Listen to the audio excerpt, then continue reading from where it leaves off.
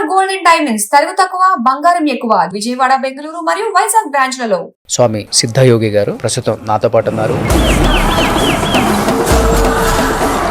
హిమాలయాల్లో ఉన్నప్పుడు ఎలా ఉంటుంది? నిజంగా ప్రపంచానికి తెలియని వింత ఏమైనా ఉందా అసలు అక్కడ? మన భారతదేశానికి శిరసే హిమాలయం.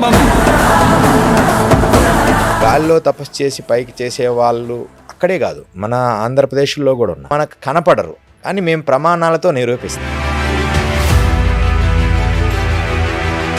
ఈ హిమాలయస్లో ఉన్న చాలా మంది యోగులకు కానీ అఘోరీస్కి కానీ 600, 700, 800 సంవత్సరాలు కూడా బతికున్న వాళ్ళు ఉన్నారు అని చెప్తారు. నిజమా అండి అది అసలుకి? 100% నాతో వస్తే నేను చూపించడానికి సిద్ధంగా ఉన్నాను. ఇప్పుడు మా గురువు గారికి 280 సంవత్సరాలు, మీ గురువు గారికి 300 సంవత్సరాలు, ఒక అతనికి అమరయోగి అమర్నాథ్. అసలు ఇన్ని సంవత్సరాలు అసలు అన్నం తినకుండా మంచినీళ్ళు తాగకుండా ఎలా ఉండగలుగుతున్నారు? సాధనలో ఉన్నప్పుడు సాధ్యమే. ఇప్పుడు ఈ స్టార్డమ్ తగ్గిన కొంతమంది సెలబ్రిటీస్ కానీ, పవర్లో లేని పొలిటీషియన్స్ కానీ ఎక్కువ హిమాలయాస్కి వచ్చి యోగుల చేత కానీ అఘోరుల చేత కానీ పెద్ద పెద్ద పూజలు చేయించుకుంటారు. మళ్ళీ వచ్చిన తర్వాత బౌన్స్ బ్యాక్ అవుతారు. ఇది చాలా వరకు జరిగింది, ఇది జరుగుతుంది, ఇప్పటికి చేస్తున్నారు పూజలు అంటారు. నిజమా అండి? 100%. అవి పేర్లు చెప్పలేను కానీ హీరోయిన్స్లో చాలా మంది శక్తి అర్పణ చేయించుకుంటారు. అది చాలా పవర్ఫుల్ వెపన్స్ అనమాట. అవి వేస్తే వాళ్ళు ఇంకా ఒక రేంజ్లో వెళ్ళిపోతారు. ఇప్పుడు పెద్ద పెద్ద వాళ్ళు పూజలు చేయించుకుంటే ఒక 100 కోట్లను ఇస్తారా ఒక పూజకి? ఒక పూజ పర్ఫెక్ట్గా చేయాలనుకుంటే నుంచి ఒక 50 lakhs వరకు ఇవ్వచ్చు. ఇంతకుముందు జ్యోతిష్యము మన పుట్టిన జన్మ నక్షత్రము లేకపోతే పుట్టిన తేదీ ప్రకారం చెప్పేవాళ్ళు. ఈ మధ్యకాలంలో కొంతమంది కేవలం వాయిస్ విని చెప్తున్నారంట. ఎవరైనా అలా చెప్పిన తర్వాత వాళ్ళ కష్టాన్ని మీరు తీర్చారా? నీ కష్టం కూడా తెలుసుకొని దాన్ని తీర్చగలిగితే నువ్వు చెప్పు. అది చేయరు. నేననేది ఏంటంటే అది చేయగలిగినప్పుడు నువ్వు చెప్పు. అఘోరులు కానీ లేకపోతే యోగులు కానీ చనిపోయినప్పుడు ఎలా బాడీని ఎలా క్రిమిషన్స్ చేస్తారు? నాలుక మడిచి ఇలా పైకి పెడతారు, కన్నులు ఇక్కడ పెడతారు, అప్పుడు ఇక్కడి నుంచి ప్రాణం వదిలేస్తాడు. ప్రాక్టికల్గా చెప్తాను. మగవాళ్ళు ఒంటి మీద అసలు బట్టలు లేకుండా నూలు పోగు లేకుండా స్నానం చేయకూడదు. స్నానం చేస్తే వచ్చే నష్టాలు కూడా చెప్పారు. ఏంటి అసలు దాన్ని? అది కట్టుకోకుండా చేస్తే వ్యాధులు వచ్చే ప్రమాదం ఉంది. రెండోది ఏంటంటే కొన్ని కర్మలు వస్తాయి. ఖచ్చితంగా అంగవస్త్రం లేకుండా స్నానం చేస్తే ధనాన్ని కోల్పోతారు. ధనముతో పాటు మానసిక సంతోషాన్ని కూడా కోల్పోతారు. ఒకసారి జుట్టు ఎన్ని సంవత్సరాల నుంచి అట్లా మీరు? 20 సంవత్సరాలు. ఈ పాదరస గుటికాన్ని స్వయంగా మూలికలతో తయారు చేస్తారు. ఇది ఉండడం వల్ల 100 కిలోమీటర్లు కూడా అతి సునాయాసంగా నడవగలరు. దొరడపక్షి గుడ్డుతో తయారు చేస్తాం మరలా దీన్ని. Hi, hello, welcome to Suman TV. నేను మీ రోషన్. దాదాపు 11 సంవత్సరాల వయసు ఉన్నప్పుడు ఆయన హిమాలయాల్లోకి వెళ్ళారనమాట. 11 సంవత్సరాలు ఉన్నప్పుడు హిమాలయాలకు వెళ్ళి దాదాపు 36 సంవత్సరాలు హిమాలయాలలో ఉండి తర్వాత ఇక్కడికి వచ్చారనమాట. ఆయన ఎవరో కాదు, స్వామి సిద్ధయోగి గారు ప్రస్తుతం నాతో పాటు ఉన్నారు. హిమాలయాలలో ఉన్న అఘోరీల గురించి లేకపోతే హిమాలయాలలో తపస్సు చేసే మునుల గురించి ఎన్నో తెలుసుకోవాలని ఎంతోమంది నన్ను అడిగారు కాబట్టి ఆయన ఇక్కడికి పిలిపించడం జరిగింది ఈరోజు. సో నమస్తే స్వామి సిద్ధయోగి గారు. నమో నమః. సో ఫస్ట్ ఆఫ్ ఆల్ చాలా చాలా సంతోషంగా ఉంటుంది కొంతమంది వ్యక్తులను కలిసినప్పుడు. ఎందుకంటే ఇప్పటికీ ఎంతోమంది ప్రజలకి అసలుకి హిమాలయాలలో ప్రపంచానికి తెలియని శక్తులు లేకపోతే ప్రపంచానికి ఇంకా తెలియని సరికొత్త స్థలం అంటే ప్లేస్లు ఏమైనా ఉన్నాయా అని చాలామందికి డౌట్ ఉంటుంది. మీరు 36 సంవత్సరాల పాటు అక్కడే మీ జీవితం మొత్తం కొనసాగింది కాబట్టి హిమాలయాల్లో ఉన్నప్పుడు ఎలా ఉంటుంది? నిజంగా ప్రపంచానికి తెలియని వింత ఏమైనా ఉందా అసలు అక్కడ? ఓం రత్నాకరాం ధౌతపధాం హిమాలయ కిరీటినిం బ్రహ్మరాజ ఋషిరత్నాఢ్యాం వందే భారతమాతరం. దత్తుడి ఆశీర్వాదములు, సుమన్ టీవీ ప్రేక్షకులందరికీ కూడా ఆశీర్వాదములు. మీరు అడిగిన ప్రశ్నలు చాలా అద్భుతమైనవి. అందరూ తెలుసుకోవాలని ఎప్పుడు కుతూహలంగా ఉంటారు. ఖచ్చితంగా హిమాలయం అనేది ఒక మన భారతదేశమే కాదు, ప్రపంచానికి ఒక కిరీటం లాంటిది. ఆ కిరీటంలో మణులు, రత్నాలు అన్నీ ఎలా ఉంటాయో అలా మన భారతీయ శక్తి మొత్తం తల ఉంటేనే కదా బాడీకి విలువ ఉంటుంది. శిరస్సు, మన భారతదేశానికి శిరస్సే హిమాలయం. దాంట్లో ఎంతోమంది ఋషులు, యోగులు, సాధకులు, అసలు అడుగడుగున ఒక అద్భుతమైన సాధనా విధానాల్లో ఋషులు ఉండేవారు. వారు ఇక్కడ ఉన్నారు, ఇక్కడ లేరనే లేదు. అయితే కాలాంతరంగా కొంత లోపలికి వెళ్తున్నారు. 2000కు ముందు ఎక్కువగా యోగులందరూ కూడా మనకు నడుస్తుంటే అట్లా పక్కనే కుటీరం కనపడేది, మనం వెళ్ళేవాళ్ళం. ఒక్కొక్కరు హఠయోగులు ఉంటారు, జలయోగులు, తర్వాత గాల్లో తపస్సు చేసేవాళ్ళు, పైకి లేచి గాల్లో తపస్సు చేసి పైకి చేసేవాళ్ళు అక్కడే కాదు, మన ఆంధ్రప్రదేశ్లో కూడా ఉన్నారు. అంటే మనకు కనపడరు, కానీ మేము ప్రమాణాలతో నిరూపిస్తాం. ఓకే, ఎలా సాధ్యం అది అసలుకి? సైన్స్ పరంగా మనం తీసుకోవాలి ఫస్ట్. అంటే సైన్స్ నమ్ముతారు. ఈ సైన్స్ అంటే ఆధ్యాత్మికంగా సాధన చేయమంటే అది ఎక్కువ విశ్వసించారు. సైన్స్ ఏంటంటే మన లంగ్స్ ఇంతవరకే ఉంటాయి. మనం గాలి ఎక్కువగా లంగ్స్ పూర్తిగా తీసుకోం. ఎప్పుడు లంగ్స్ పూర్తిగా లంగ్స్ ఇంత పొడుగు ఉంటాయి, అంటే పూర్తిగా వ్యాకోచన చెందుతాయి. అయితే ఈ ప్రాణాయామ కుంభకాలలో హైడ్రోజన్ అంటే విపరీతమైన హీట్ జనరేట్ అవుతుంది. అది హైడ్రోజన్ గాలిగా మారుతుంది. ఓకే, ఇప్పుడు హైడ్రోజన్ బెలూన్స్ ఎలా ఉంటాయి? అవును, వదలంగానే గాల్లో వెళ్తాయి. అలాగే మన బాడీ కూడా లిఫ్ట్ అవుతుంది. 100% నేను ప్రూవ్ చేస్తా. కాబట్టి కేవలం సాధనతోనే సాధ్యం. ప్రూవ్ చేస్తా. మీరు కూర్చోగలరా గాల్లో?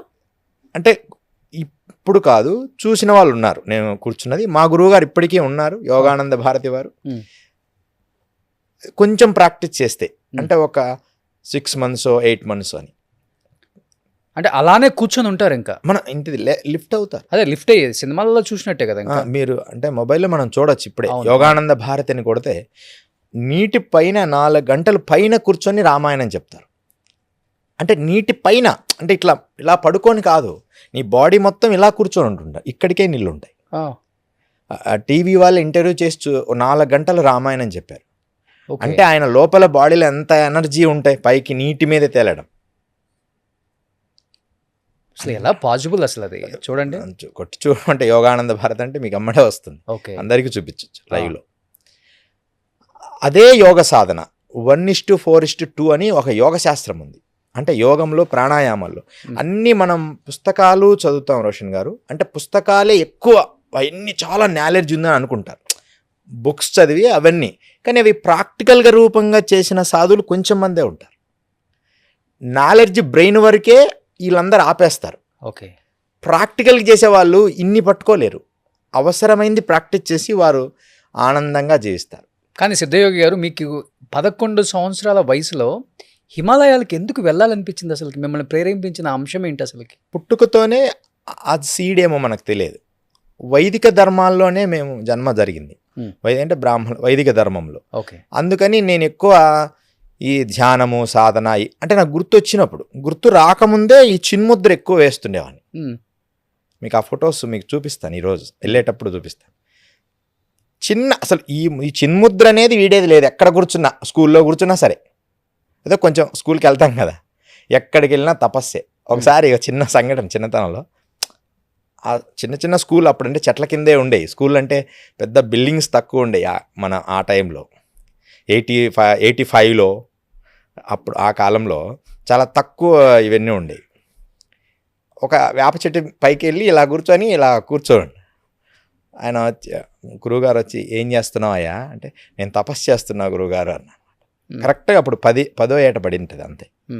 అంటే చెట్ల మీద చేయకూడదు, ఒకవేళ కింద పడితే అమ్మ వాళ్ళు ఏమన్నా అంటారు కదా. చెట్ల మీద కూర్చొని చేసేవాళ్ళు. చెట్ల మీద కూర్చొని ఏదో అలా ఎవరు చూసినా ఇంతే కూర్చొని, ఎవరన్నా అడిగితే ఏం చేస్తున్నావు అంటే, ఆ థాట్స్ ఎందుకు వస్తున్నాయో నాకు తెలియదు, కానీ నేను ఒక గుహల్లోకి వెళ్ళిపోవాలి అలా చెప్పేవాడిని. ఆ వయసులో ముద్దు మాటలు కూడా, ఆ గుహల్లో సాధన చేయాలి అని చెప్తుండేవాడిని. అసలు ఆ గుహలంటే తెలియదు.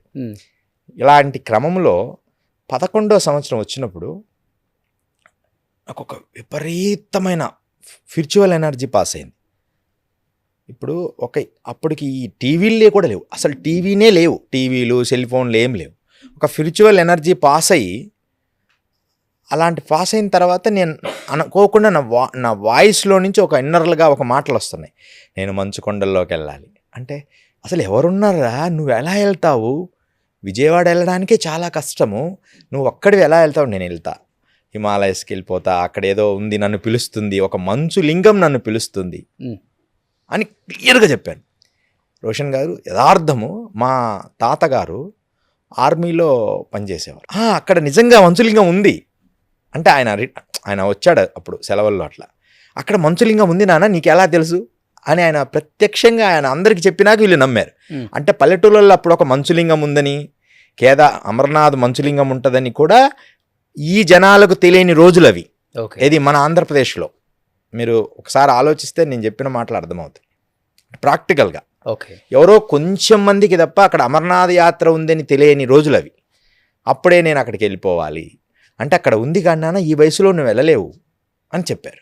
ఆ తర్వాత యజ్ఞోపవీతం వేశారు. యజ్ఞోపవీతం వేసి ఏదో కార్యక్రమం చేశారు క్రతువు. కరెక్ట్గా 6 months ఇట్లా బంధువుల ఇంటికి వెళ్తానని, అప్పట్లో వెళ్ళనిస్తారనమాట, ఆ బంధువుల ఇంటికి ఎవరితో వెళ్తానని చెప్పేసి అక్కడి నుంచి ఇక వెళ్ళిపోయారు. ఎలా, ఏ ట్రైన్ ఎక్కాలో తెలియదు, ఏం తెలియదు. ఎన్ని ట్రైన్లో మారాను, జబల్పూర్ దిగాను, తెలియదు. జబల్పూర్ పోయింది ఒక ట్రైన్ విజయవాడని, నేను కాశీ వెళ్ళాలండి అని చెప్పాను, ఒక ట్రైన్ ఎక్కించాడు, ఆ జబల్పూర్లో ఆగిపోయింది, టికెట్ లేదు. అక్కడి నుంచి మొగలిసరాయ్ అని ఒక ఊరుంది, మొగలిసరాయిలో అంటే మొగలిసరాయి కాశీ వెళ్ళిపోవచ్చు అంటారు, అసలు మొగలిసరాయి అంటే ఏందో తెలియదు, మొగలిసరాయిలో దిగడం. అక్కడి నుంచి వారణాసి దగ్గరే. అప్పట్లో వేరే వాళ్ళు వచ్చి మేము తీసుకెళ్తామని వారణాసి వెళ్ళడం. ఒంటరిగా ఉన్నాను కదా, ఎవ్వరూ రానిచ్చేవాళ్ళు కాదు, అంటే మనకు ఒక రూమ్ లాగా ఉండడానికి ఏమీ ఉండేది కాదు. అలా తిరుగుతూ ఉండేవాడిని, ఎక్కడ ఉండాలో తెలియదు, విపరీతమైన చలి. అలా తిరుగుతున్నప్పుడు ఒక ఆయనడు, ఇక్కడ సత్యలోక్ అని ఒకటి ఉంది, అక్కడ పంచలాగా ఉంటుంది ఆ ప్లేసు, మీరు అక్కడ ఉండండి వెళ్ళి ఆయన ఇక్కడ ఉండి పంచలోని. ఆ పంచలో ఎదురుగానే శ్యామచరణ లాహిరి అని లాహిరి మహాశైల హౌస్, అది మన మహావతార్ బాబాజీ శిష్యులు లాహిరి మహాశైలు వారి హౌస్ ఉంది. ఆ హౌస్కి తాళం వేస్తుంది. ఒక బ్రాహ్మణుడు వచ్చి రోజు దీపం పెట్టి వెళ్ళేవాడు. అక్కడ ఈ పాలు పెరుగు అమ్మే అతను ఏం చేశారంటే, ఈ అబ్బాయి ఎవరున్నారండి ఆ పంచలో పడుకుంటారు మీ దాంట్లో అని ఇతను అడిగాడు. ఏమో అంటే విలువైన ఏం లేవు అప్పుడు ఆ కాలం. ఆ లోపల పడుకుని రోజు దీపం పెట్టు, అంతా ఊడ్చి ఇక్కడ సాధన చేసుకో అని చెప్పడం జరిగింది. సాధన అంటే కూడా ఏమో తెలియదు. అలా దీపం అలా పెట్టియడం, నమస్కారం చేసుకోవడం, ధ్యానం చేసుకోవడం, నది ఒడ్డుకు పోవడం, నదిని చూస్తూ ఉండడం కాశీలో. ఇలా నా ప్రస్థానం మొదలైంది. ఎవరు మీ గురువు గారు, మొదటి గురువు గారు? అమరయోగి అమర్నాథ్. వీళ్ళే నాకు దర్శనం ఇచ్చారు మా గ్రామంలో. ఒక దగ్గర పర్వతం మీద కూర్చుంటే అప్పుడు నాకు వాళ్ళు ఎవరో తెలియదు. ఇంకొంతకాలం తర్వాత వస్తాం నాన్న, నిన్ను మేము ప్రేరేపిస్తాం, నిన్ను తీసుకెళ్తామన్నా. ఈ విషయం అందరికీ కూడా చెప్పాను. అలా ప్రస్థానం మొదలైంది. ఇప్పటికి కూడా వాళ్ళు హిమాలయస్లో ఉన్నారు. ఇప్పుడు ఈ హిమాలయస్లో ఉన్న చాలామంది యోగులకు కానీ లేకపోతే ఈ అఘోరీస్కి కానీ 600, 700, 800 సంవత్సరాలు కూడా బతికున్న వాళ్ళు ఉన్నారు అని చెప్తారు. నిజమా అండి అది అసలుకి? 100% నిజం. నాతో వస్తే నేను చూపించడానికి సిద్ధంగా ఉన్నాను రోషన్ గారు. మీరు అంటే అందరినీ నేను తీసుకెళ్ళలేను. ఒకసారి మనం ప్రోగ్రామ్ ఇట్లా వెళ్దాం ఒకసారి హిమాలయస్ అంటే, జస్ట్ ఈ కెమెరాస్ ఇవన్నీ లేకుండా మనం ఉత్తరకాశీ నుంచి బయలుదేరదాం. నేను ట్రై చేస్తాను. ఇప్పుడు మా గురువు గారికి 280 సంవత్సరాలు, మీ గురువు గారికి 300 సంవత్సరాలు, ఒక అతనికి అమరయోగి అమర్నాథులు. వీళ్ళు ఎప్పుడు శరీరం తింటారు. వీళ్ళ అనుమతి వాళ్ళంతటా వాళ్ళు కలవాలనుకున్నప్పుడు మమ్మల్ని కలుస్తారు. ఇప్పటికీ వాళ్ళ ప్రేరేపణే మమ్మల్ని నడిపిస్తూ ఉంటుంది. అంటే సమాచారం ఎలా వస్తుంది? ఇప్పుడు ఒక రహస్యాన్ని అంటే ఇవన్నీ పబ్లిక్కి రకరకాల కామెంట్స్ వస్తాయని చెప్పాలి. ఈరోజు తెలియాలి అసలు చాలా వరకు. ఎందుకంటే దాన్ని ఒక ఉదాహరణకి ఈ మధ్యనే ఒక 1 year అయింది. అమరేశ్వర్ రాజేశ్వర్ శర్మ అని ఒక అతను ఉండేవాడు, ఉస్మానియా యూనివర్సిటీ ప్రొఫెసర్. ఆయన 100 years బతికారు. మనం ఈ మధ్య వెనకాల ఆయన ప్రత్యక్షంగా చూశారు మా గురువు గారితో మాట్లాడుతుంటే. అప్పటి నుంచి ఆయనకు మాకు స్నేహం ఏర్పడింది. భారతి గారని వారి డాటర్, ఆవిడ కూడా మంచి స్నేహము. ఆయన ఒక రకంగా గురువు. ఆయన దగ్గర నేను సంస్కృతాన్ని నేర్చుకుంటుండేవాడిని అప్పుడప్పుడు. ఓకే. అంటే నేను భారత పర్యటన చేశాను. భారత పర్యటన 16,000 కిలోమీటర్లు చేశాను మొత్తం కాలినడక.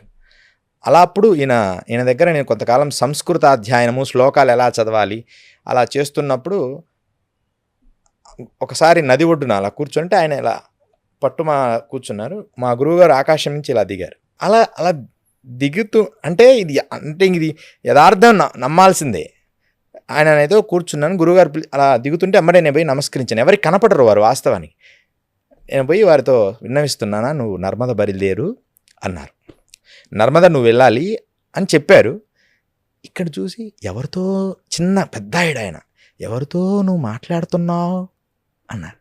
గురువుగారు మీకు కనిపించారా అంటే ఎవరో ఒక ఆయనతో మాట్లాడుతున్నావే అన్నారు. కొంచెం పెద్దవాడు, సాధకుడు కాబట్టి ఆయన కనిపించారు. ఆయన అప్పటి నుంచి నా స్నేహం ఆయన వదలలేదు చివరి వరకు కూడా.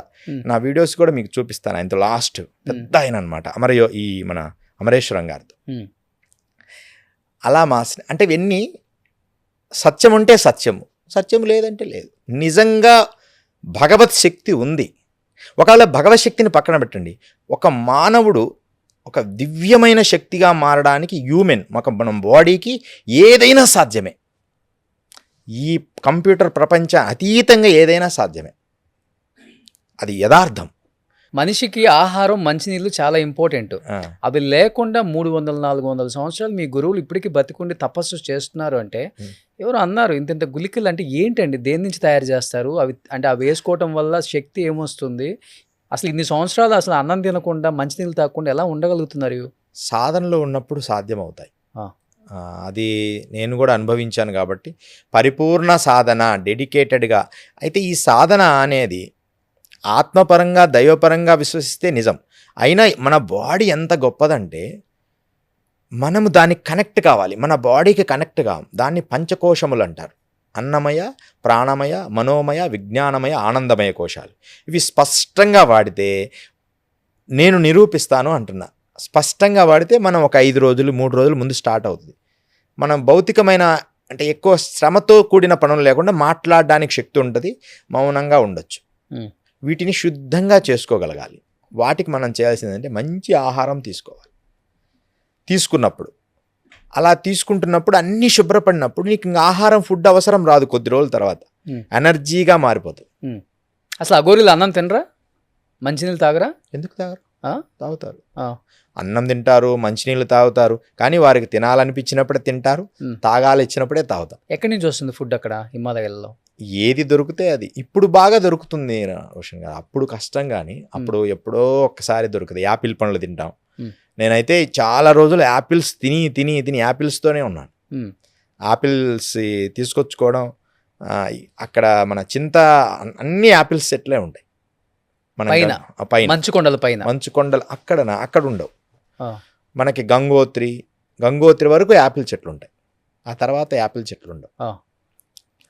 మనం ఏదైనా స్టోర్ చేసుకొని, మేము ఎలా చేశానంటే అక్కడ నేను మాత్రం కొన్ని రోజులు ఎండిపోయిన రొట్టెలను ట్రావెల్ చేశాను. నేను వారి దగ్గరికి వెళ్ళినప్పుడు మాత్రం వారు ఆహారం తినేటట్టుగా నాకేం కనిపించలేదు. వాళ్ళు మనం పెడితే తింటారుగా, లేకపోతే తపస్సులో ఉంటారు. వాళ్ళు తిన్నట్టుగా నేను ఎప్పుడు గమనించలేదు. ఎప్పుడు తినకపోయినా ఉంటారు, తినగలిగితే తింటారు. ఇది ఎలా సాధ్యమైందని ఒక కథ చెప్తా. మనం దరాస్ అంటే ఉత్తర కాశీ వెళ్ళేటప్పుడు దరాస్ అని ఒక ప్లేస్ వస్తుంది హిమాలయస్లో. అక్కడ గంగాదాస్ త్యాగి అని ఒక మహాసిద్ధ పురుషుడు ఉండేవారు. ఆయన పేరు గంగాదాస్ త్యాగి. వారు రోజు రాత్రి 11 గంటలకు పర్వత లోయల్లో నుంచి బయటకు వస్తారు ఆశ్రమానికి.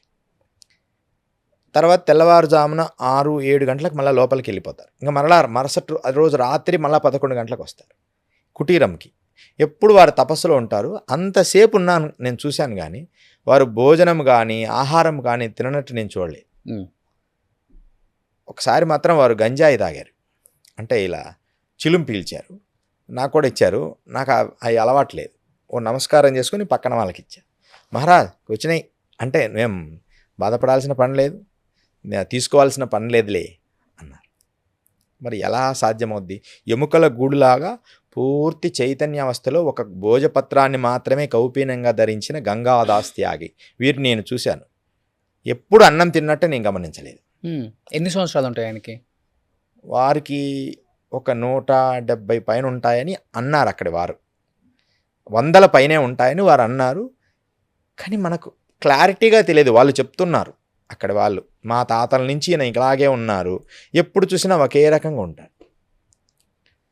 ఇది సాధ్యము అనేది మాత్రం నేను నిరూపించాలని నా తపన. ఇదంతా కానీ సాధ్యం. ఇప్పుడు అక్కడ మంచు కొండలు, ఉమ్, అసలు చలిలో ఉమ్, ఎప్పుడు చూసినా కానీ ఒంటి మీద బట్టలు లేకుండా ఉంటారు కదా గోరీలు కానీ ఇంచుమించు అంతే. తపస్సు ఆ, మీరు అన్నట్లుగా ఒక చిన్నది ఏదో కట్టుకొని. ఆ, అది మీరు ఇనిషియల్గా మీరు అన్నారు, నేను వెళ్ళిన కొత్తలో ఆ చలికి ఉండలేకపోయానని. ఉమ్. ఎన్ని సంవత్సరాలు పట్టింది మీ బాడీకి అలవాటు అవ్వటానికి ఆ చలిలో?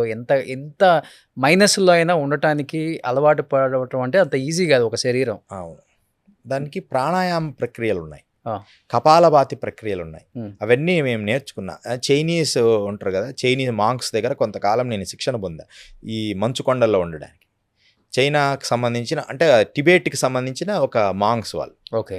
వాళ్ళు ఆ ప్రక్రియలన్నీ నేను బాగా ప్రాక్టీస్ చేశాను. భస్త్రికం ఆ చేసిన తర్వాత నేను కూడా ఓన్లీ గోనె సంచి మాత్రమే కట్టుకొని జీవించేవాడిని. ఉమ్. అంటే ఏ స్వెటర్స్ కానీ, అసలు వర్షం పడుతూ ఉంటుంది, బీభత్సమైన వర్షం అయినా సరే హాయిగా అసలు చలి వణికిన, అసలు వణికడ ఏమైనా కానీ అలా తపస్సు కొండడమే. అంటే దేహం దానికి అలవాటు పడుతుంది. ఏ వస్తువైనా మనం ఒక 20 రోజులు ప్రాక్టీస్ చేస్తే దానికి కొంచెం కొంచెంగా దేహం దానికే అలవాటు పడుతుంది. కానీ ఇప్పుడు యోగులు అంటే ఎవరు, మునులు అంటే ఎవరు, అఘోరీలు అంటే ఎవరు? వీళ్ళందరూ ఉండేది హిమాలయాల్లోనే కదా. వాళ్ళ పేర్లు అంతే. అంటే ఏంటి అసలుకి అది ఎట్లా? యోగులన్నా ఎవరైనా పీస్ ఆఫ్ మైండ్, ఉమ్. రిలాక్స్గా ఉండడం, వారి సంకల్పాలని విశ్వంలోకి లయము చేసి అందరినీ రక్షించడానికి సహకరించడం, వాళ్ళు ప్రయత్నం చేస్తూనే ఉంటారు. ఇప్పుడు ఆయుర్వేదం అంటారు, హోమియోపతి అంటారు, అలోపతి అంటారు, రకరకాల డాక్టర్స్ ఉన్నారు. వారి లక్ష్యం ఏంటి? ఏదో రకంగా వాళ్ళ వ్యాధిని తగ్గించాలి, అంతే కదా. వారి లక్ష్యం, డాక్టర్ లక్ష్యం వ్యాధిని తగ్గించాలి. యోగుల లక్ష్యం మనుషుల్ని శాంతింపచేయాలి, వారిని మంచిగా ధర్మ మార్గంలో నడిపించాలి. అంటే ధర్మ మార్గం అంటే ఒక దైవంతో కనెక్ట్ అని నేను అనను. ఏదో దైవం అంటే ఈ శివుడు, పరమేశ్వరుడు, రాముడు, కృష్ణుడు, ఇవన్నీ చైతన్య అవస్థలు. అలా కాదు, అసలు మనిషిగా బ్రతకడం నేర్చుకోవాలనేది నా అభిప్రాయం. అది మిస్ అవుతున్నారు. దేవుడు ఎన్ని పక్కన పెట్టింది, అదంటే మా వ్యక్తిగత విషయం. అంటే ఒక యోగి లక్షణం అది. ఒక సాధకుడు పరమేశ్వరుని చూడాలనే తపనలో ఉంటాడు. కానీ మనిషి ఎలాంటి స్థితికి వచ్చాడంటే ఇప్పుడు అసలు మనిషి అనేది ఒక మనిషి ఎలా బ్రతకాలి? ఇదిగో ఇలా కష్టపడాలి, ఎంతవరకు అవసరమో అంతవరకు కష్టపడి పని చేయాలి, సంపాదించాలి, దాన్ని ఎలా వినియోగించాలి, అది మర్చిపోయి మనిషిని మనిషిగా చూడకుండా ఒకని నాశనం చేయాలనే స్థాయికి వెళ్ళిపోతున్నారు. క్లియర్గా కనపడుతుంది ప్రపంచం.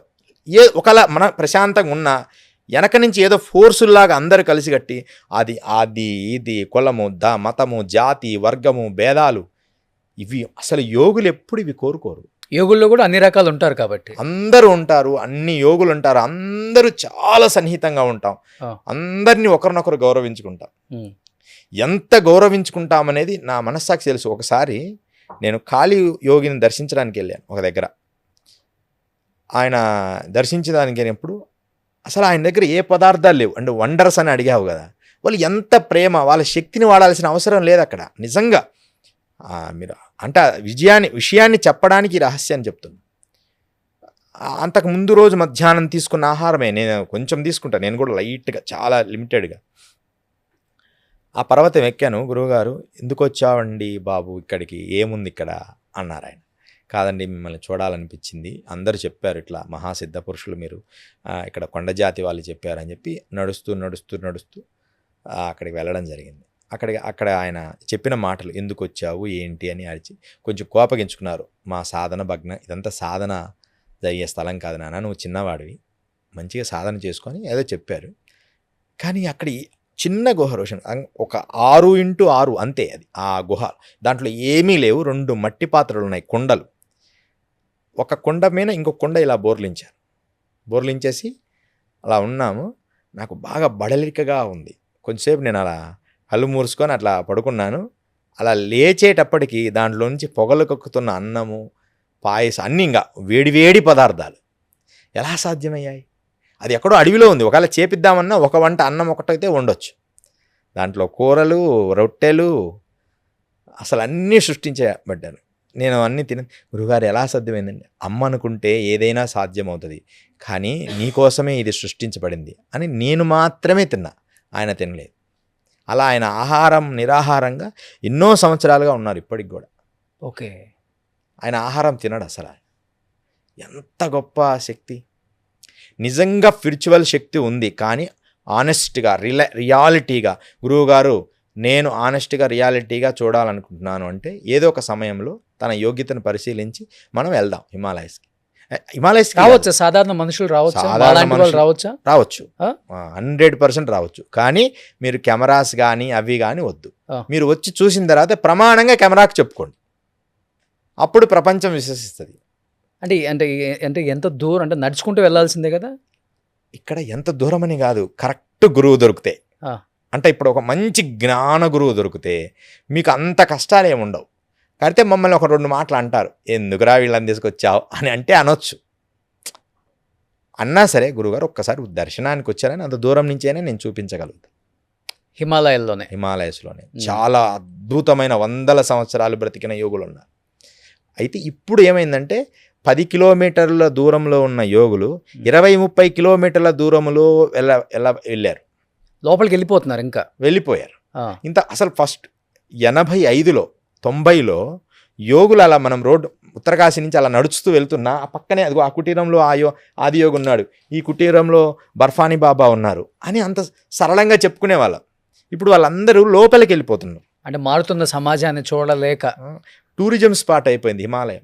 మీరు మొన్న చూడండి, అన్ని కార్లే. మాకు కారు ఉంది మేము వెళ్ళిపోతున్నాం, మాకు కారు ఉంది మేము వెళ్ళిపోతున్నాం అని 100 కార్లు. మీరు పోయిన సంవత్సరం కేదార్ బద్రీలో దర్శనానికి ఎంత లేట్ అయిపోతుందో, ఒక టూరిజం స్పాట్ లాగా అయిపోయింది అలాంటి సమాజం. ఇంకోటి యోగులు, రోషన్ గారు మీకు ఆశ్చర్యము ఏమన్నా అనుకోండి, ఈ ప్రపంచము నేను చూశాను యోగుల గురించి తప్పుగా ఒక విషయము, యోగులని పేరు చెప్పుకొని చేసే పనులు. ఈ మధ్య గంగోత్రిలో మేము చూస్తే, మేము తపస్సు చేసిన గుహల్లో ఇప్పుడు అందరూ కూడా బాబాలు స్వామీజీలు ఉన్నారు. ఓకే, మంచిదే, ఆ గుహలు మీరు తపస్సు చేసుకోవడానికి వాడుకోండి. అంటే అక్కడ గుహలు ప్రత్యేకంగా ఉండవు హిమాలయస్లో. ఒక కొండ పర్వతానికి చిన్న గుంత మట్టి తీసి అది ఒక ప్లేస్ అన్నమాట. రాతి గుహలు కొంచెం తక్కువ ఉంటాయి. అక్కడ హాయిగా తపస్సు చేసుకోకుండా ఈ ఫారినర్స్ను వీళ్ళని ఆకర్షించడానికి ఒక రకమైన స్వామీలు తయారయ్యారు. అక్కడ లోపలికి వెళ్ళిపోయారు వాళ్ళు కూడా. ఫారినర్స్ వీళ్ళందరినీ ఆకర్షించడానికి వాళ్ళని ఆకర్షిస్తున్నారు ఈ విభూదులు రకరకాలుగా పెట్టిన సాధువులు. వచ్చి మీరు కాఫీ తాగుతారా, ఫిల్టర్ కాఫీ తాగుతారా అని అడుగుతున్నారు. నేను మౌనంగా చూస్తున్నా. అంటే ఒకరిద్దరు, అందరి గురించి నేను చెప్పడం లేదు. అసలు ఆ స్థలానికి వెళ్ళి తపస్సు చేయడానికి, కానీ వాళ్ళు వచ్చిన వాళ్ళకి నువ్వు ఫిల్టర్ కాఫీలు వేయడానికి కాదు కదా నువ్వు యోగి అనిపించుకునేది. అంటే అలాంటి యోగులు తయారయ్యారు ఈ టెక్నాలజీ రావడం వల్ల. సెల్ ఫోన్ వచ్చిన తర్వాత చాలా మార్పు జరిగింది. వారి కళ్ళల్లో దివ్య తేజస్సు లేనే లేదు. రోజు నిత్యం లేసి గాయత్రి మంత్ర అనుష్ఠానం చేసి 1,00,000 జపం చేసి ఎంత నిష్టగల చూడంగానే పద్మాలు వికసించిన దివ్య చైతన్యం, న్యాచురల్ చైతన్యం, ఆర్భాటము హంగులు లేని చైతన్యం ఎంత అద్భుతంగా ఉండేది. ఈరోజు అది లేదు. జస్ట్ యోగిలాగా ఇంగ్లీష్ మాట్లాడతారు, హిందీ మాట్లాడతారు, అదేదో గ్రేట్ అనుకుంటారు ఇంగ్లీష్ మాట్లాడితే. అలాంటి పరిస్థితికి రావడం వల్లే మీరందరూ కూడా నిజమైన యోగుల్ని చూడలేకపోతున్నారు ఈ ప్రపంచం. ఇప్పుడు సాధారణ మనుషులు కొంతమంది ఎవరైనా హిమాలయ పర్వతాల మీదకి రావటం, కొంతమంది యోగుల్ని కానీ అఘోరుల్ని కానీ కలవటానికి ప్రయత్నించడం కానీ జరుగుతూ ఉంటుందా? ఎందుకు జరగదు? జరుగుతుంటాయి. దర్శనం కూడా సాధ్యం అంటుంటారు. దర్శనం కూడా ఇస్తారు, కానీ మీరు ఆయనకు అంత వయసుని ఎలా క్యాలిక్ట్ చేయలేరు కదా. అవును, మనం చేయలేము. బట్ కోప్పడుతుంటారు వాళ్ళు కొంచెం. అస్సలు నిజమైన యోగులు వీళ్ళకు దర్శనం ఇవ్వాలన్నా ముందు ప్లాన్ వేసుకొనే వస్తారు. వారికి ఈ నేత్రాల కంటే 3వ నేత్రం బాగా పనిచేస్తుంది. అంటే ఇలా చూడంగానే ఈ ప్రాంతంలో ఎవరు వస్తున్నారంటే వారిని వీళ్ళు కలవాలనుకుంటేనే ఆ మార్గంలోకి వెళ్ళి వీళ్ళని కలుస్తారు, కానీ మన కోసం రారు కదా. నిజం రోషన్ గారు, ఇప్పుడు మనం ఒక డిసిప్లిన్గా ఒక రూమ్లో కూర్చున్నప్పుడు ఒక వ్యక్తి చిన్న శబ్దం చేసినా మనకు తెలుస్తుంది. అట్లనే ఒక యోగి నిర్మానుష్యంగా డీప్ మెడిటేషన్ చేసినప్పుడు ఎంత దూరాన్నైనా తన సంకల్ప శక్తితో గుర్తిస్తాడు. సహజ సిద్ధంగా తెలిసిపోతుంది, ఎవరో వస్తున్నారు ఈ మార్గంలో. మనం ఇంట్లో అలా కూర్చున్నప్పుడు ఆ కళ్ళు మూసుకొని ఎవరన్నా అలా కొత్త వాళ్ళు వస్తే అలా కొంచెం ఎవరో వచ్చినట్టుంది అనిపిస్తుంది. శబ్దం కొంచెంగా తగిలినా కూడా మనకు తెలుస్తుంది. అలాగే అంత డీప్ మెడిటేషన్లో ఉన్నప్పుడు చిన్న శబ్దం కూడా వాళ్ళకి పెద్ద శబ్దంలా వినపడుతుంది. ఒక్కోసారి చాలా డేంజర్. అందుకనే యోగుల దగ్గర శబ్దాలు ఎక్కువ చేయకూడదు. బాగా డీప్గా, ఎంతో డీప్గా ఉన్న వాళ్ళ దగ్గర చిన్న అట్లా అనంటే కూడా వాళ్ళకు భయంకరమైన శబ్దం వస్తుంది. ఓకే. అంత డీప్ ఉంటుంది. ఫ్యాన్ శబ్దం కూడా పడదు. కానీ యోగులు అండ్ అఘోరీలు ఇద్దరు చేసే ధ్యానం అదంతా ఒకటేనా అండి?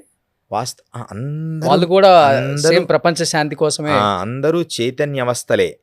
కానీ పోలీస్ ఆఫీసర్ లాంటి వాళ్ళు అఘోరాలు, నాగసాధువులు. నాగసాధువులు అయితే పూర్తి ఆర్మీ. ఇప్పుడు మన ఇండియన్ ఆర్మీ అంటే నాగసాధువులు. వాళ్ళు ఆర్మీ ఎలా ఉంటారు? చాలా స్ట్రాంగ్ ఉంటారు.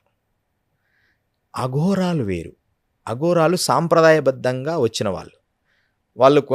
మత్స్యేంద్రనాథుడు నుంచి గోరక్షనాథుడు నుంచి వరుసగా ఇలా పరంపర కొనసాగుతూ వచ్చిన వారు అఘోరాలు. వాళ్ళ విధానం వేరుంటుంది. వాళ్ళది ఎలా ఉంటుంది అసలుకి? వాళ్ళది మాత్రం అంటే అన్నిటిలో కూడా వివాహాలు ఉంటాయి. నాగసాధువులు ఉంటాయి, అఘోరాల్లో ఉంటాయి. చేసుకోపో కానీ చేసుకున్న తర్వాత 5 స్టెప్స్ ఉంటాయి. దానికి మొదట ఒక రుద్రాక్ష వేస్తాడు, తర్వాత 2వ స్టెప్లో 2వ రుద్రాక్ష వేస్తారు. అంటే రూల్స్ పెట్టి.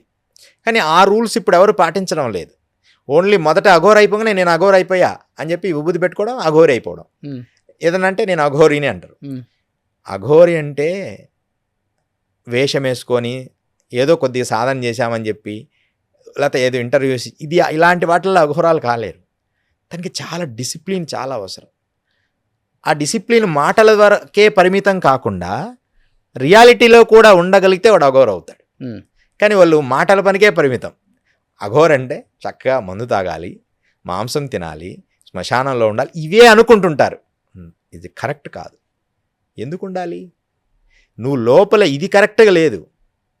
నిజంగా అది ఎందుకు వాడతారంటే భైరవ తంత్రములో ఒక భాగాలవి. వాటికి నైవేద్యం పెట్టినప్పుడు వాడతాం అంతే. ఇంకా రోజు అదే పనిగా తీసుకురాండి.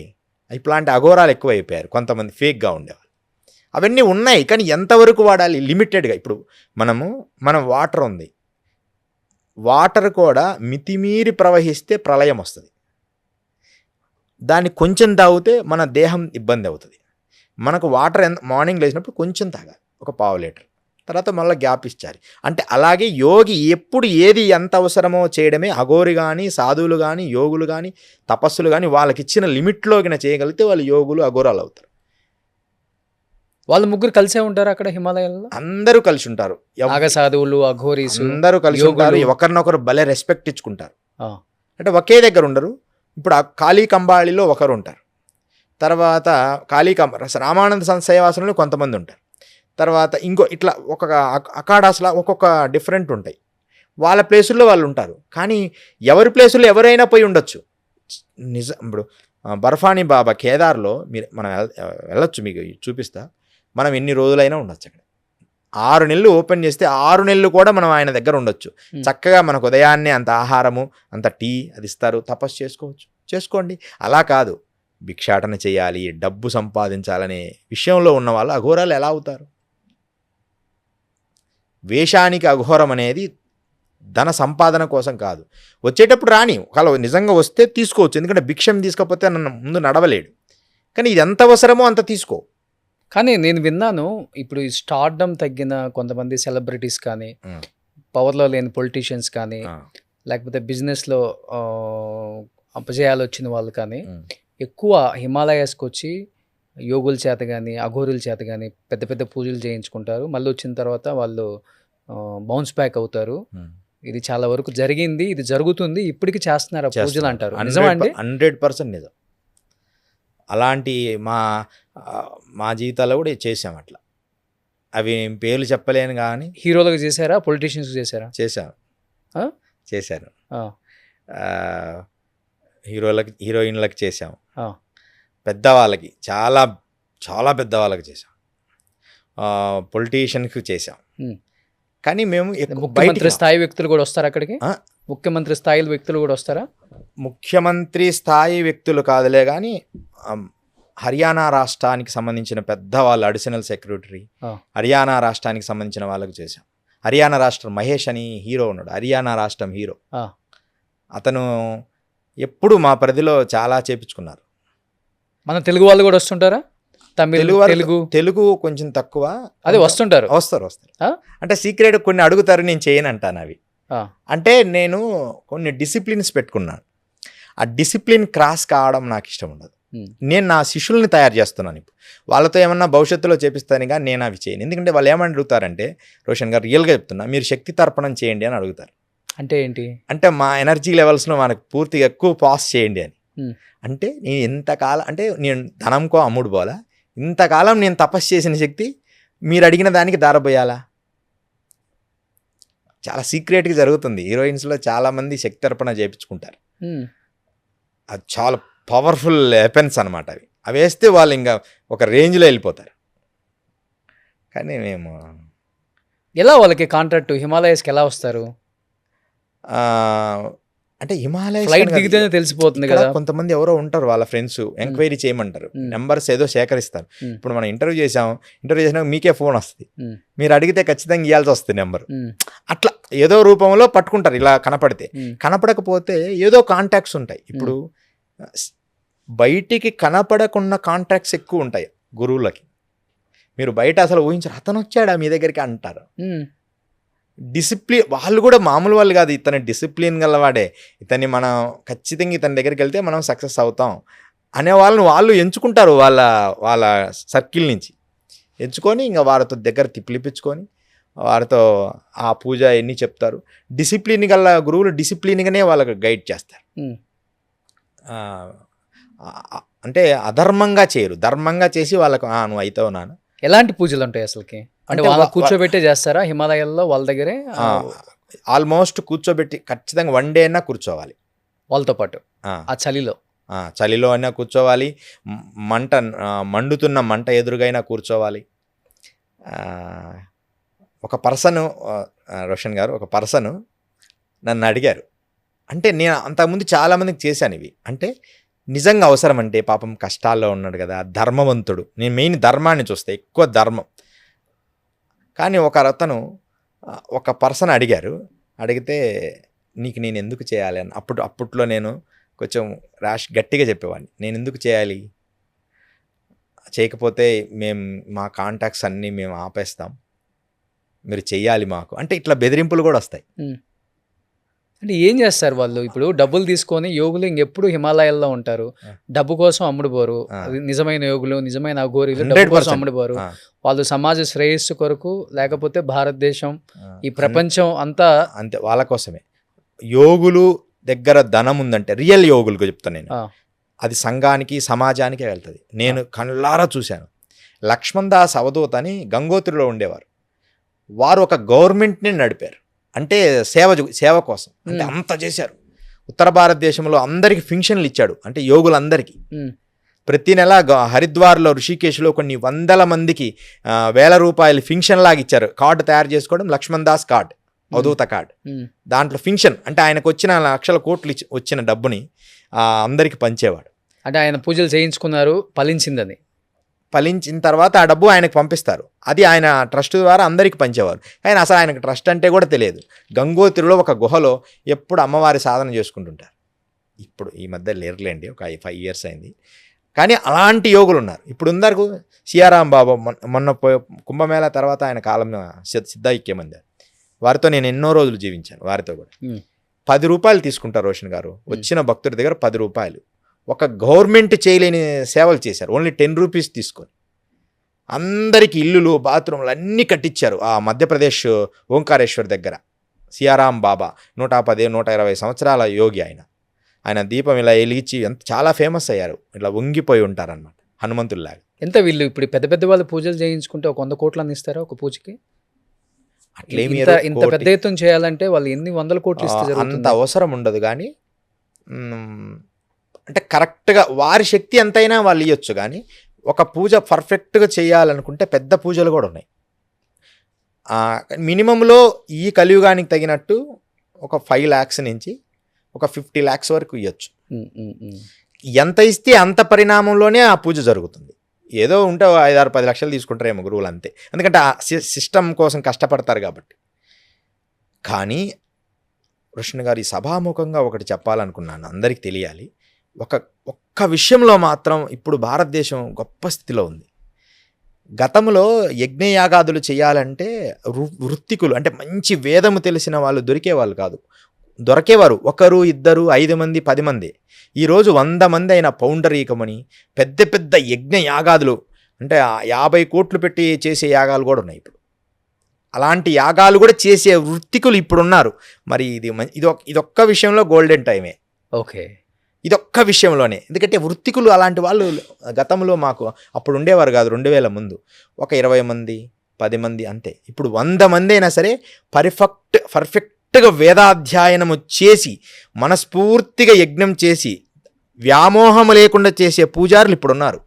ఏది ఈ వేదం నేర్చుకున్న వాళ్ళు. పురోహితులు కాదు, వారు వేరే, వాళ్ళు మామూలుగా పెళ్ళిళ్ళు అవి చేస్తుంటారు.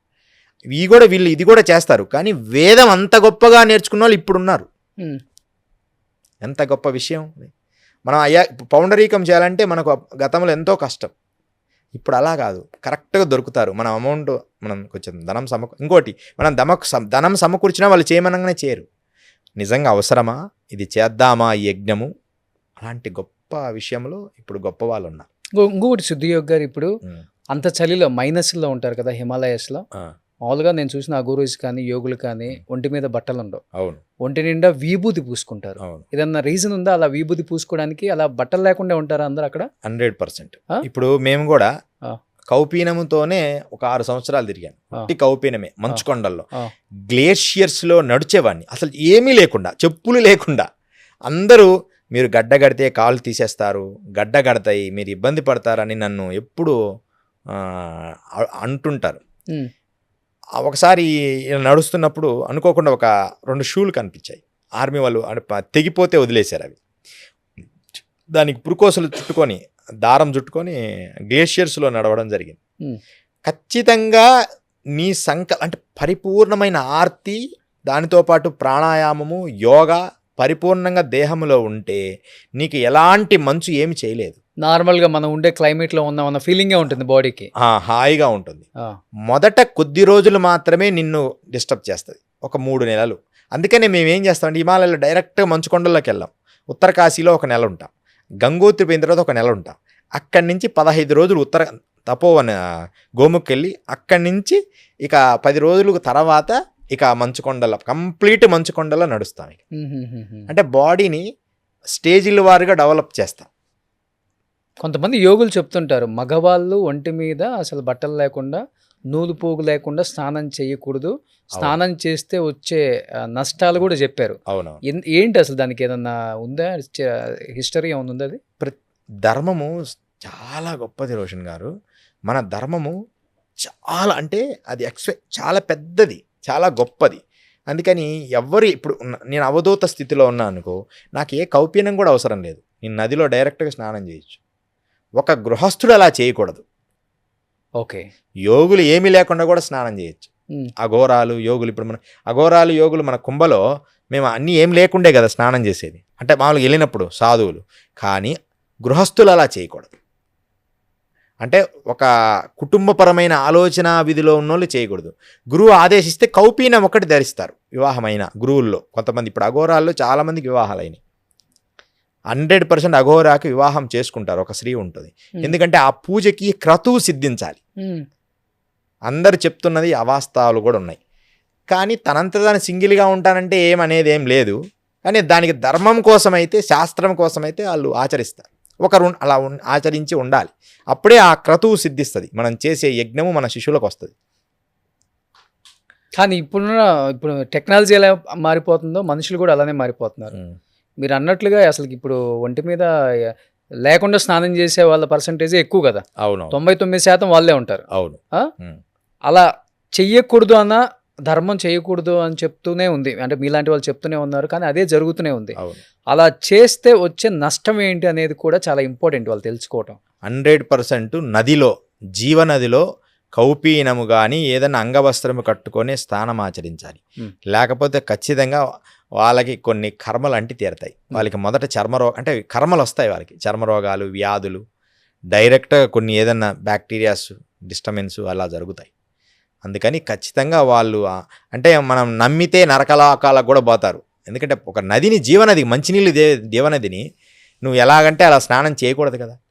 నాట్ ఓన్లీ నదులు, ఇళ్లలో బాత్రూంలోనైనా అంగవస్త్రం ఖచ్చితంగా ఉండాలి.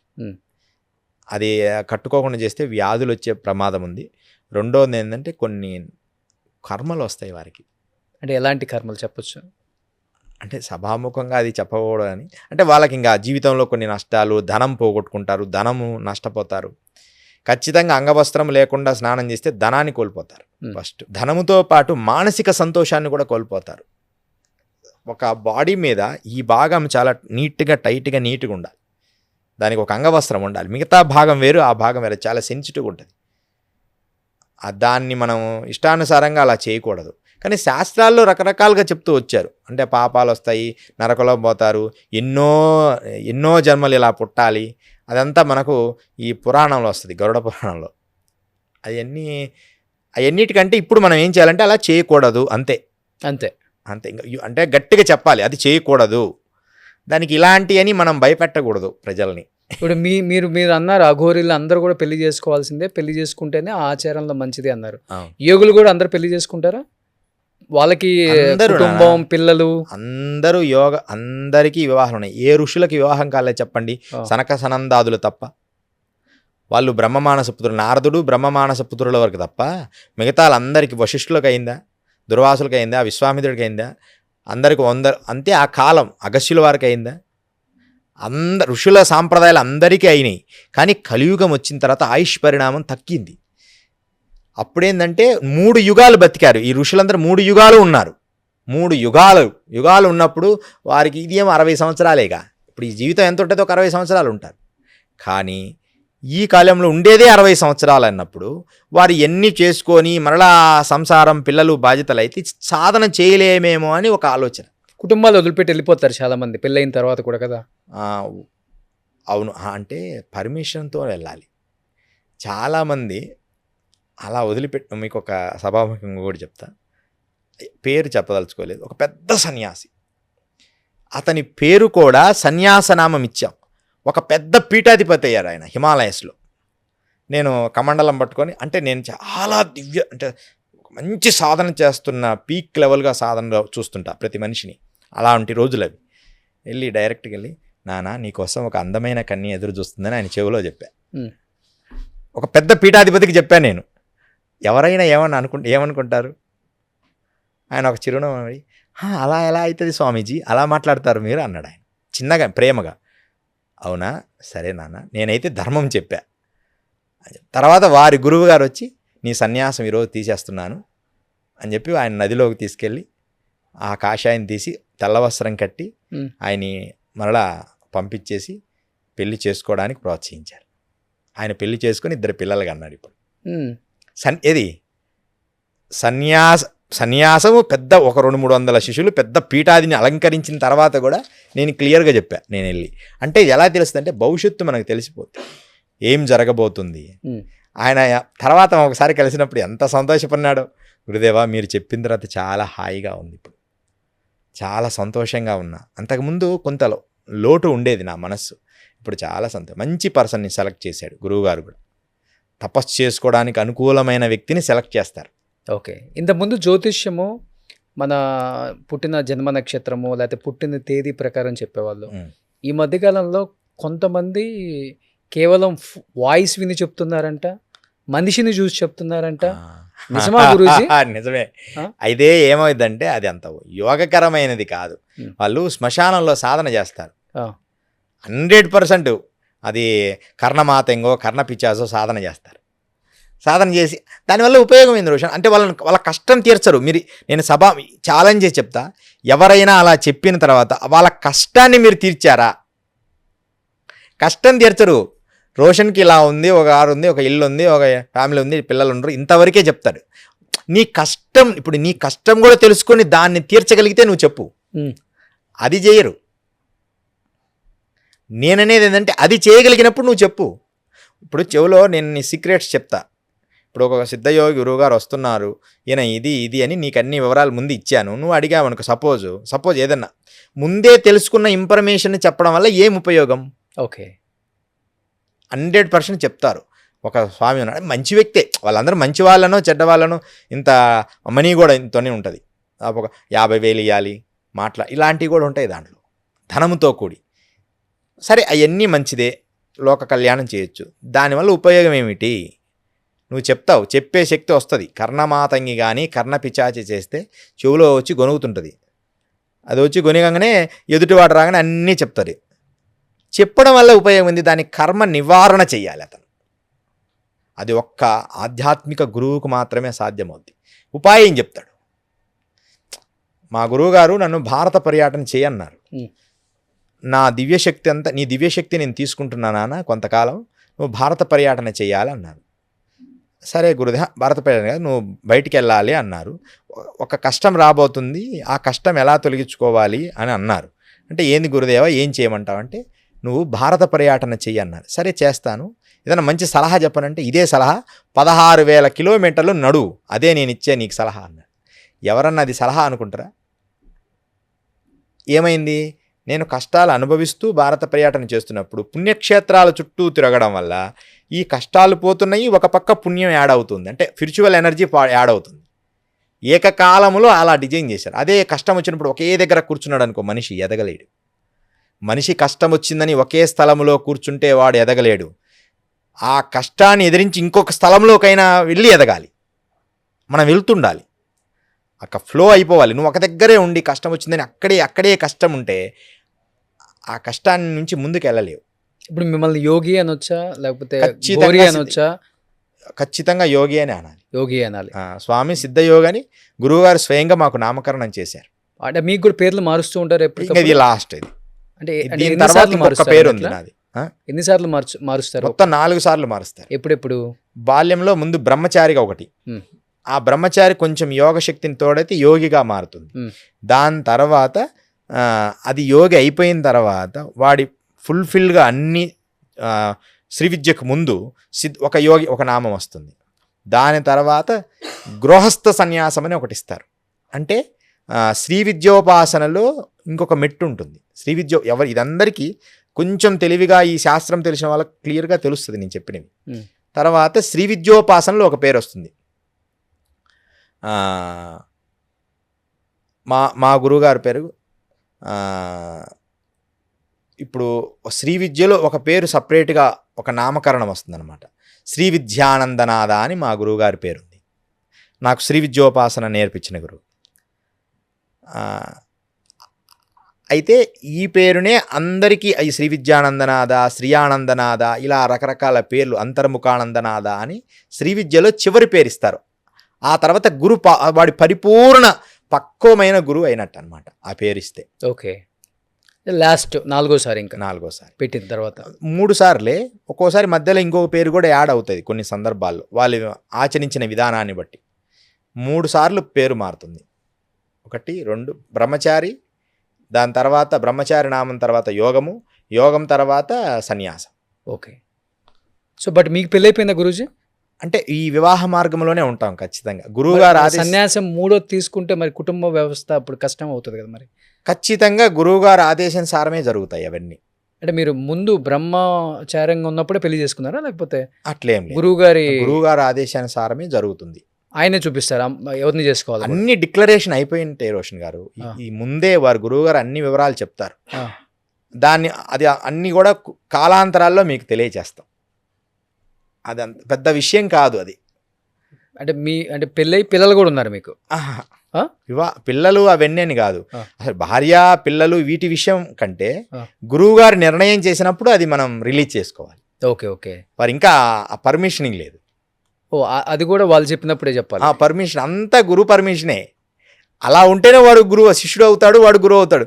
నాకు జ్ఞానం ఉంది నేను అంటే అలా మాట్లాడకూడదు. ఇప్పుడు ఇందాక కూడా కొన్ని విషయాల్లో ఆ పేరు చెప్పడానికి కూడా మీరు గమనించాలి లేదో, అంటే అది ఎంతవరకు చెప్పాలో అంతవరకే మేము చెప్పవలసింది ఉంటుంది. ఇప్పుడు యోగులు ఇన్ని సంవత్సరాల నుంచి మీరు అంటే చేస్తున్నారు కాబట్టి ఇంత ధ్యానం, అంటే దేవుడు ఉన్నాడు అని బలంగా నమ్మని వాళ్ళకి ఏం చెప్తారు? అసలు మీకు ఉన్నారని మీకు ఎప్పుడు అనిపించింది వెళ్ళిన తర్వాత? అసలుకి ప్రశ్న గొప్పదే. దేవుడు ఉన్నాడని మేము విశ్వసిస్తాం, కానీ వాడు విశ్వసించాడు. వాని కోసం మనం దివ్యత్వాన్ని ప్రదర్శించాల్సిన పని లేదు. ఉమ్. ఒకటి. రెండోది, దేవుడు ఉన్నాడో లేదో అని పక్కన పెడితే ముందు హ్యూమెన్గా బతకడం నేర్చుకోవాలని మా గురువుగారు చెప్తారు. ఉమ్. మనిషి మనిషిలాగా పోతే వాడు దేవుడు. అబ్బా ఈయన దేవుడిలాగా నన్ను రక్షించాడరా. ఇప్పుడు మనం ఎవరైనా సహాయం చేస్తే వీడు దేవుడిలాగా రక్షించారా అంటే ఒక హ్యూమెన్ లాగా బతకడం అనేది తగ్గిపోయింది రోషన్ గారు ప్రపంచం. అది ఒక్కటి మనం సాధించగలిగితే, మంచి గురుకులాలు పాతకాలంలో ఎలా ఉన్నారు, పద్ధతులు ఎలా ఉన్నాయి, ఎలాంటి వాళ్ళని గౌరవించాలి, మనం ఎలా ఉండాలి, వినయంగా ఉండాలి, పొల్యూషన్ చేయకూడదు, నేచరు నాశనం చేయకూడదు, ఇలాంటివన్నీ చేయగలిగితే ఖచ్చితంగా మరలా మంచి యుగాన్ని మనం చూస్తాం. కానీ ఆ స్థితిలో కనిపించడం లేదు. అసలు గుడ్డలు చింపుకొని తిరుగుతున్నారు ప్రపంచం అంతా. అంటే చాలా, అంటే అది అవసరమో లేదో తెలియని కొండ విధ్వంస స్థాయికి వెళ్తాం. వాళ్ళకు కూడా తెలియదు అది ఎందుకు అలా చేస్తున్నారు. ఏమన్నా అవగాహన అంటే మీకు వచ్చిందా గురూజీ? అంటే మీరు తక్కువ వస్తూ ఉంటారు కాబట్టి బయటికి. ఇప్పుడు ఇల్లీగల్ అఫైర్స్ ఎక్కువైపోయాయి. భర్త భార్యని చంపటం అవును ఒకప్పుడు అవును ట్రెండ్. ఇప్పుడు కొత్త ట్రెండ్ ఏంటంటే భార్య భర్తను చంపడం కొత్త ట్రెండ్. అవును.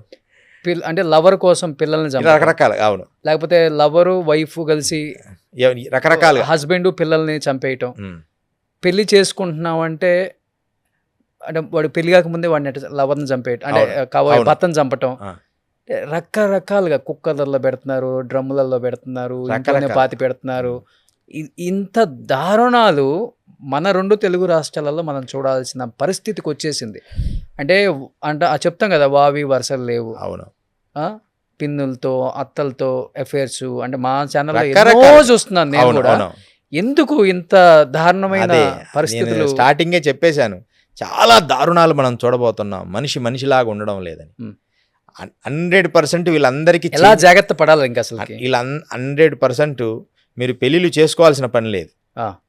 నిజంగా ఆలోచన చేసుకుంటేనే చేసుకోండి, అన్నీ అవగాహన చేసుకొని. 30 ఏళ్ల తర్వాత వాడు పెళ్లి చేసుకుంటే ఈ 30 సంవత్సరాల్లో వాళ్ళ మానసిక పరిపక్వత ఎలా ఉండేది? అంతకుముందు 23 ఏళ్ళకి చేసుకునేవాళ్ళు. ఇప్పుడు జాబు అన్నీ సెటిల్ అయ్యడానికి 30 ఏళ్ళు అవుతుంది. 35 ఏళ్ళు అయ్యేటప్పటికి ఈ 35 సంవత్సరాల్లో వాడు గతకాలం నుంచి ఎన్ని సంబంధాలను కొనసాగించాడు.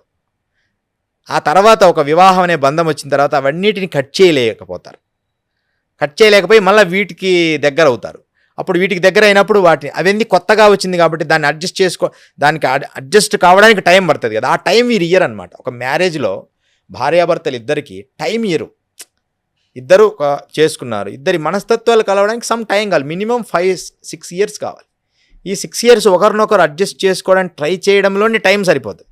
అప్పుడు కానీ వాళ్ళిద్దరి మనసులు ఓహో ఒకటే అని అర్థం కాదు. ఆ టైం లోపనే వీళ్ళు ఆవేశానికి గురైపోయి అసలు నన్ను నువ్వు అర్థం చేసుకోలేకపోతున్నామని పాత వాటిని మళ్ళీ తవ్వుతారు.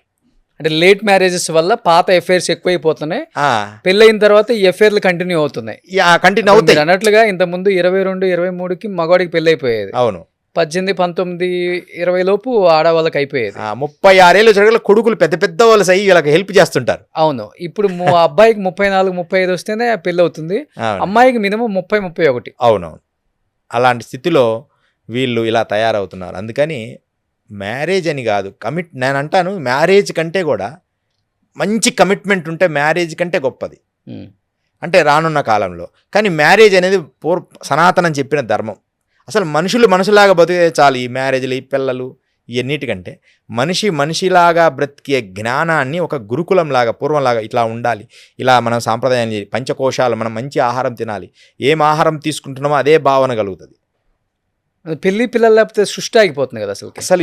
ఇప్పుడున్న టైంలో సృష్టి ఆగాల్సిన స్థితి ఏం లేదు. రాజకీయ నాయకులు కూడా అందరూ ఒకళ్ళొద్దు నలుగురిని వాళ్ళు ముందు అయిన తర్వాత వీళ్ళకి చెప్పానా?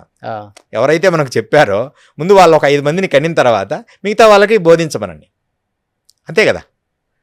నిజమే. అది కూడా మనకు విన్నాడు చక్కగా 2-3 పిల్లలు కంటే మనకు ఇబ్బంది లేదు.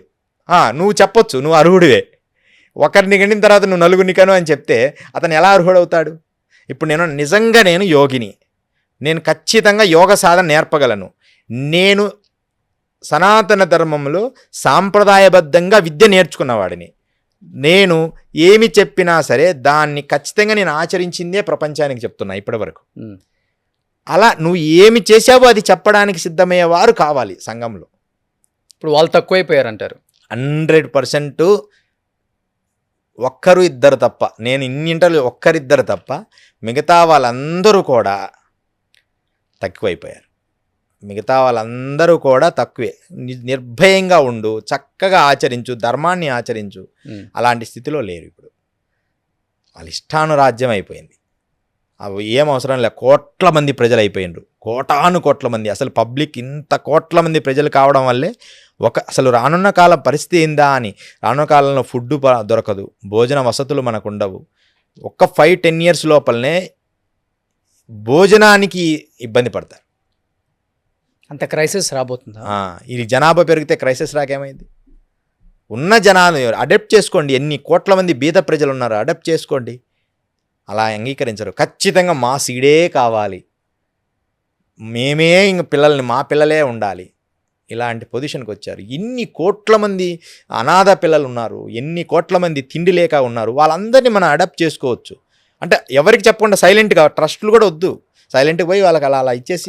మనకి గవర్నమెంట్ ప్రాసెస్ చాలా పెద్దది కదా, అడాప్ట్ చేసుకోవడానికి కూడా చాలా పెద్ద ప్రాసెస్ అది. ఒక 2 సంవత్సరాలు 3 సంవత్సరాలు పడుతుందట. అవును, ఒకరిని అడాప్ట్ చేసుకోవడానికి. అవును. ఇలాంటి పొజిషన్స్లో ప్రపంచం ఉంది. కోట్ల మంది ప్రజలు పెరిగిపోయారు.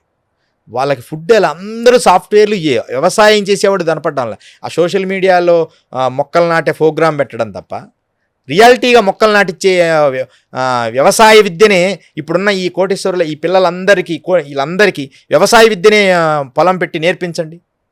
ఓన్లీ దానికి కూడా ఇప్పుడు మీరు రోషన్ గారు ఆశ్చర్యకరం, ఈ మధ్యకాలం వింటున్నా, దానికి కూడా ఒక అమౌంట్ కట్టి ఒకరోజు టూర్కి తీసుకెళ్తారు. టూర్కి తీసుకెళ్ళి 2 days ఆ వరి నాటియడం అది చేపిస్తారు. డబ్బు కట్టి తీసుకొని, అవును, అయిపోయినాక మళ్ళీ రిటర్న్ వస్తారు. అంటే 2 daysలోనే వానికి వ్యవసాయం వచ్చేస్తుందా? పూర్తిగా వ్యవసాయ విద్య నేర్పించండి. ఫార్మసీ లేదు, మా కుర్రాడు మాత్రం సాఫ్ట్వేరే చదవాలి, నా కింద ఉన్నాడు మాత్రం వ్యవసాయం చేస్తూ నాకు అన్నం వండి పెట్టాలి. ఇప్పుడు జెన్జీ కిడ్స్, జెన్ ఆల్ఫా కొత్తగా వచ్చేస్తుంది. ఇప్పుడు యూత్ చెప్పాలి అంటే గవర్నమెంట్లు కాదు, సెంట్రల్లో ఉన్న సెంట్రల్ గవర్నమెంట్ని కూడా అలా అలా అలా అలా ఊపేశారు. మొన్న ఎడ్యుకేషన్ మినిస్టర్ రాజీనామా చేసిందా కుదరలా. ఎలా ఉండబోతుంది జెన్జీ కిడ్స్ ది, జెన్ ఆల్ఫా ప్రభావం భారతదేశం మీద? కొద్ది రోజులు అంటా ఉంటుంది, తర్వాత అందరూ విచ్చలవిడితనం పెరుగుతుంది. సోషల్ మీడియా మాధ్యమాలలో కూడా విపరీతమైన వికారాలకు సంబంధించిన విధానం పెరుగుతుంది. కామము అనే పదము ఇక భయపడాల్సిన పని లేని తెరిచిన పుస్తకం అవ్వబోతుంది. అంటే ఇప్పటిదాకా తెరవకుండా ఉన్నాయి కదా, అంటే ప్రత్యేకంగా పబ్లిక్లో ఉండడము. గవర్నమెంట్లు కూడా అలాగే సిస్టమ్ తయారు చేస్తుండే, ఎవరికి నచ్చిన వాళ్ళతో వాళ్ళు జీవించండి, ఎట్లాగైనా ఉండండి. అంటే ఆ స్థాయి, ఆ ప్రపంచ నేచర్ అలా తీసుకొస్తుంది కలి ప్రభావం. వారి పరిస్థితిని ఇది అని చెప్పలేము. యువత కదా, యువత చేతిలో కర్ర పెడితే వాడు దాన్ని ఎలా ఉపయోగిస్తాడో మనకు తెలియదుగా. ఎలాగైనా వాడతాడు. దీనికి వాడండ్రా అని మనం చెప్పేదాకా వాడు ఆగడు కదా, ఆగడ. అందుకని జంజీవ పరిస్థితి ఇదే పరిస్థితి. ఈ కిడ్స్ పరిస్థితి ఏంటంటే సారథి లేని వారసులు. బలమైన వ్యక్తి ఉండాలి నడిపించడానికి. అందరూ బలమైన వ్యక్తులు నడవండిరా అంటే వాళ్ళు ఎలా విచ్చలివిడిగా వెళ్తాడు. వ్యూహము చల్లా చెదర వ్యూహం లాగా ఉంటుంది. వ్యూహం అనేది ఒక పద్ధతిగా ఉండాలి. విపరీతము కాదు చేయ వివరింపదగున్, విపరీతము చేయకూడదు వ్యూహాన్ని. దాన్ని ఒక క్రమబద్ధీకరంగా చేయాలి. సక్సెస్ అంతే. ఎప్పుడు వెళ్తున్నారు మీరు మళ్ళీ హిమాలయాస్కి? ఇప్పుడు హిమాలయాలు నర్మదా వెళ్తున్నాం. నర్మదలో నవంబర్లో వెళ్తాము. ఎప్పుడు తీసుకెళ్తున్నారు నన్ను హిమాలయాస్కి? ఖచ్చితంగా యోగుల్ని చూడాలి, నిజమైన గోరుల్ని. అంటే మనకు సాధ్యపడుతుందా? అంటే వాళ్ళ వరకు చేరటం చాలా కష్టం, అది వాళ్ళు పిలిపించుకుంటే మాత్రమే. నాతో పయనిస్తాము. 100% కెమెరాస్ అనేది రావడానికి లేదు. మీరు వచ్చిన తర్వాత మీరు అది ప్రమాణంగా చెప్పాలి. కెమెరాస్ తీసుకుపోవడానికి మాత్రం వద్దు. అదే కెమెరాస్ కాకుండా మనం వెళ్ళిన తర్వాత ఆ నేచర్స్లో ఆ విధానాలు మనం నడిచిన తర్వాత, వచ్చిన తర్వాత మీ ఒపీనియన్ మీరుగా ఇంటర్వ్యూ చేయొచ్చు. డెఫినెట్గా అప్పుడు మీకు క్లారిటీ వస్తుంది. మనము హిమాలయసే కాదు, మన శ్రీశైలంలో ఉన్నారు సాధకులు, నిజమైన సాధువులు ఉన్నారు. ఇప్పుడు యోగానంద భారతి మనకు గంగచోళపెంటలో ఉన్నారు. ఆయన అద్భుతమైన యోగి. ఆయన లాస్ట్ 96 years అనమాట. మీకు ఇంటర్వ్యూ అయినాక చూపిస్తాను ఆ వీడియోస్. అవి మరి నిజంగా ఆయన యోగి. ఆయన ఎన్నో విషయాలు, పంచకోశాల్లో ఆయనకు తెలియని మీకు ఇంకొక సీక్రెట్ చెప్తాను. నేను తపస్సు చేసే రోజుల్లో నా రక్తనాళాలను నదులుగా శబ్దంగా వినిపించాయి. అంటే ఎంత డీప్ మెడిటేషన్ అనేది మీరు ఊహించండి. అసలు నా నాడీ మండలాన్ని అంతా నా అదుపులో ఉంచుకునేవాడిని. పరమాణు ఒకటే చెప్తున్నా, ఆత్మ చైతన్యం అనే జ్ఞానాన్ని పొందడమే ఆత్మదర్శనం. చైతన్యం అంతటా అసలు మొత్తం అంతటా నీ హృదయంలోకి చొచ్చుకొని పోద్ది. మనం ఎప్పుడు ప్రాక్టీస్ చేయలేదు, మళ్ళీ అంతటా బ్లాక్ అవుతుంటుంది. అంతే కదా. ఎప్పుడు నువ్వు డోర్ తెరిచి ఉంచుతావో మంచి గాలి వస్తుంటుంది, ఎప్పుడు డోర్ మూస్తామో ఆటోమేటిక్గా నీకు చల్లగాలి అనేది ఆగిపోతుంది సహజంగా. అలాగే నువ్వు ఆత్మ సాధన ఎప్పుడు హాయిగా ఓపెన్ చేసి సాధన చేస్తావో అన్ని వివరాలు నీకు తెలుస్తుంటాయి ఇక్కడి నుంచే. ఖగోళాలు, అంతరిక్షాలు.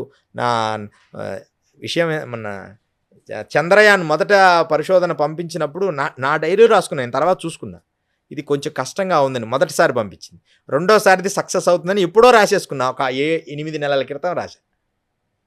అంటే నేను నైట్ 11-12 వరకు అలా కళ్ళు మూసుకొని ఏదో ఒక పెద్ద ఒక యోగిలాగా సిద్ధపురుష తత్వంలో అలా నాకు థాట్స్ వచ్చినాయని నేను రాస్తుంటా.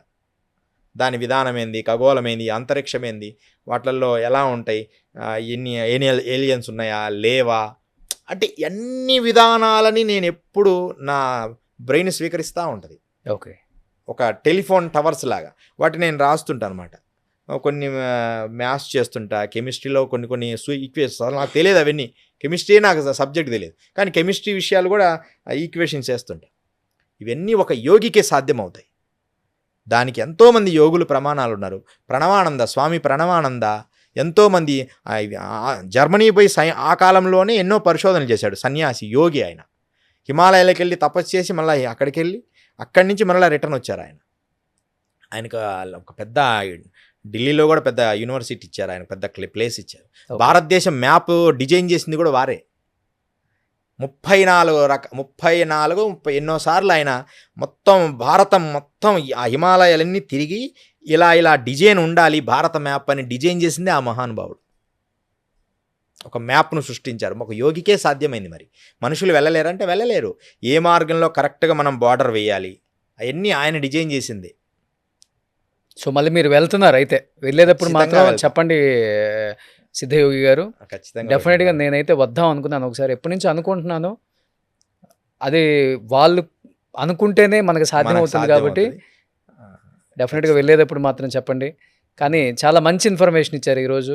మళ్ళీ పార్ట్ 2లో ఇంకొన్ని మంచి క్వశ్చన్స్తో మీరు చాలామందికి ఇంకా మంచి కాంటెంట్ ఇవ్వాలని, అంటే అవేర్నెస్ అనేది రావాలి. సో ఇవాళ ఏంటంటే సోషల్ మీడియా పెరిగిపోయిన తర్వాత అసలు నిజం ఎవరో అబద్ధం ఎవరో తెలియకుండా ప్రతి వాళ్ళు కూడా అంటే చెప్పేస్తూ ఉన్నారు. అసలుకి మీరు అన్నారు కదా, జనం ఏది 10 సార్లు విన్నదాన్ని నిజమే అనుకుంటారు. అంటే అవి కూడా ఫాలో అవుతున్నారు వాళ్ళు. ఆ ఫాలో అయ్యే క్రమంలో వీళ్ళ జీవితంలో చాలా మార్పులు, నష్టాలు, అంటే లాభాలు కూడా ఉండొచ్చు. రోషన్ గారు, మనం ఇంటర్వ్యూ చేస్తున్నా, లాభాలు కూడా ఉండొచ్చు, కానీ అది గమ్యాన్ని చేర్చలేదు. అది నేను అంటుంది. ఇక్కడ విషయం ఏంటంటే ఇలా ధ్యానం వీడు ధ్యానం చేసిండు సాధన, ఇలా ధ్యానం చేసుకోండి, ఇలాంటి ప్రక్రియ మీరు చేయండి అని చెప్పిన ఎదుటివాడికి పీస్ ఆఫ్ మైండ్ వస్తుంది. కానీ ఇది వాడికి గమ్యం లేదు. వీడికి గమ్యం లేని వాడు బోధించినప్పుడు అగమ్య గోచరం అవుతాడు. ముందుకు వెళ్ళిపోయినాక ఇట్లా వెనక్కి రాలేడు, అలా ముందుకు వెళ్ళలేడు. ఇలాంటి యువత ఎక్కువైపోయింది. అది ఏ స్థాయికి తీసుకుపోద్దో. ఏదైనా ప్రమాణపూర్వకంగా తను సాధన చేసిన వాడు అయి ఉండాలి. అవసరమైతే 2-3 సంవత్సరాలు టైం తీసుకో ఆయనతో ట్రావెల్ చేయడానికి. అప్పుడప్పుడు వెళ్తూ నువ్వు స్టడీ చేయి. అలా లేదు, ఒక మంచి ఇంటర్వ్యూ రాగానే ఈయన చాలా గొప్పవారండి అని చెప్పి అమ్మడే ఆయన ఫాలో అయిపోవడమే. వాటి వల్ల నష్టపోతారు. అవి మాటలకు అందని మరో ఊహ. మాట్లాడుకోవడానికి చాలా గొప్ప వ్యక్తిగా ఉంటాం ఎదురెదురుగా, కానీ చీకటి కోణానికి పోయేటప్పటికి ఎన్నో చెయ్యకూడని అకృత్యాలు ఉంటాయి ప్రతి మనిషిలో. అవి మానాలి మనం. అప్పుడు చెప్పడానికి ధైర్యంగా నేను యోగి, నేను కరెక్ట్గా విద్య నేర్పుతా, ప్రమాణపూర్వకంగా నేర్పుతా, సాధన చేసుకోండి. కానీ నాకు 2-3 సంవత్సరాలు మీ నుంచి టైం కావాలి. నేను 2 సంవత్సరాలు లేనిది శిష్యుడిగా స్వీకరించను. ఎమ్మడే రాగానే శిష్యుడు అన్ను. 2 సంవత్సరాలు వాడిని స్టడీ చేసుకొని వాడికి చెప్పిన ప్రాక్టీస్ చేసుకున్నప్పుడే మనం నెక్స్ట్ స్టెప్ ఇవ్వాలి. లేకపోతే అందరి కర్ర చేతిలో కత్తి చేతిలో పెడుతున్నారు ఇప్పుడు స్వామీజీలు, యోగులు. ఇది అది అని వాళ్ళు ఎలా వాడుతున్నారు, దుర్వినియోగం చేస్తున్నారు. దాన్నే గొప్పగా అనుకుంటున్నారు. మీరు కూడా మంత్రం నేర్పిస్తుంటారా? ఆ, చాలా పవర్ఫుల్ ఉంటాయి అవి. చాలా పవర్స్ ఉంటాయి. ఆ దశమహావిద్యలు అవసరమైతే అంటే ఏదైనా తంత్రశాస్త్రం, మంత్రశాస్త్రం, యంత్రశాస్త్రం అన్నిటల్లో ఇప్పుడు ఖచ్చితమైన ప్రమాణాలతో విద్య నేర్పుతాం. ట్రైనింగ్ ఇస్తాం అతనికి నెగిటివ్ ఫోర్స్ని తీసేయడానికి.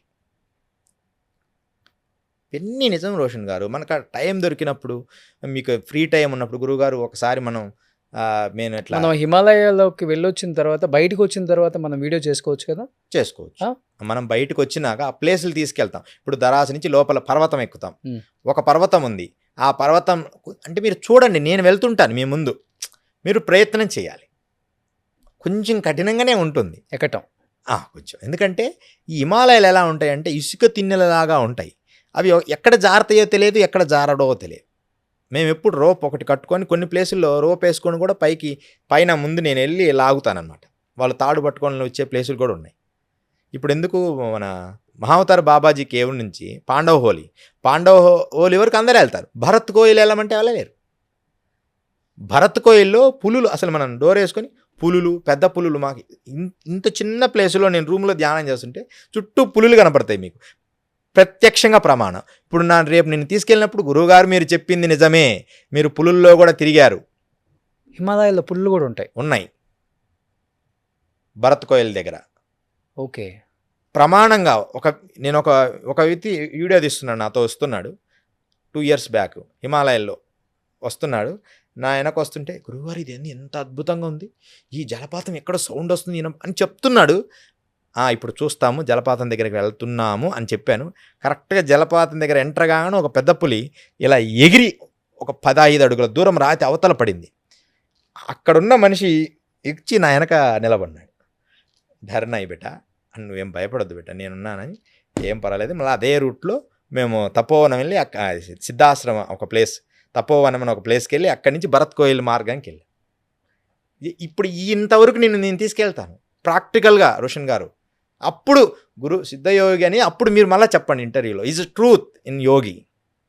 నేను అలాంటి ఉన్నప్పుడు పులులు ఏం చేయవండి? ఎందుకు చేంజ్ చేస్తాయి? అసలు 2 కాళ్ళ మనిషి అంటే పులులకు చెడ్డ చిరాకు. 2 కాళ్ళ జీవి అంటే దానికి చెడ్డ చిరాకు. కానీ ఎదురుపడినప్పుడు ఇదేదో కొత్త జీవని దాడి చేస్తుంది తప్ప మనకు చంపేస్తుంది. అంటే కొత్త జీవని తప్ప దీన్ని వేటాడాలని అది వేటాడదు. అది వేటాడేది 4 కాళ్ళ జీవినే. ఓకే. దాన్ని మనం డిస్టర్బ్ చేయడం, దాన్ని తోక దొక్కడం, దాని ఉండే ప్లేస్కి కావాల్సి వెళ్ళడం, దానికి ఎదురుపడడం, అలాంటివి చేయకూడదు. కొత్త జీవిని దాడి చేస్తుందేమో కానీ నిన్ను తినాలని దాడి చేయదు పులులు.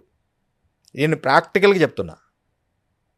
నా శిష్యుల్ని కూడా నేను తీసుకెళ్ళాను. మనకు డేంజర్ ఏంటంటే చిరుత పులులు, ఎలుగుబండ్లు కొంచెం దాడి చేస్తాయి. నువ్వు ఇష్టమున్నా లేకపోయినా అవి మీదికి వస్తాయి.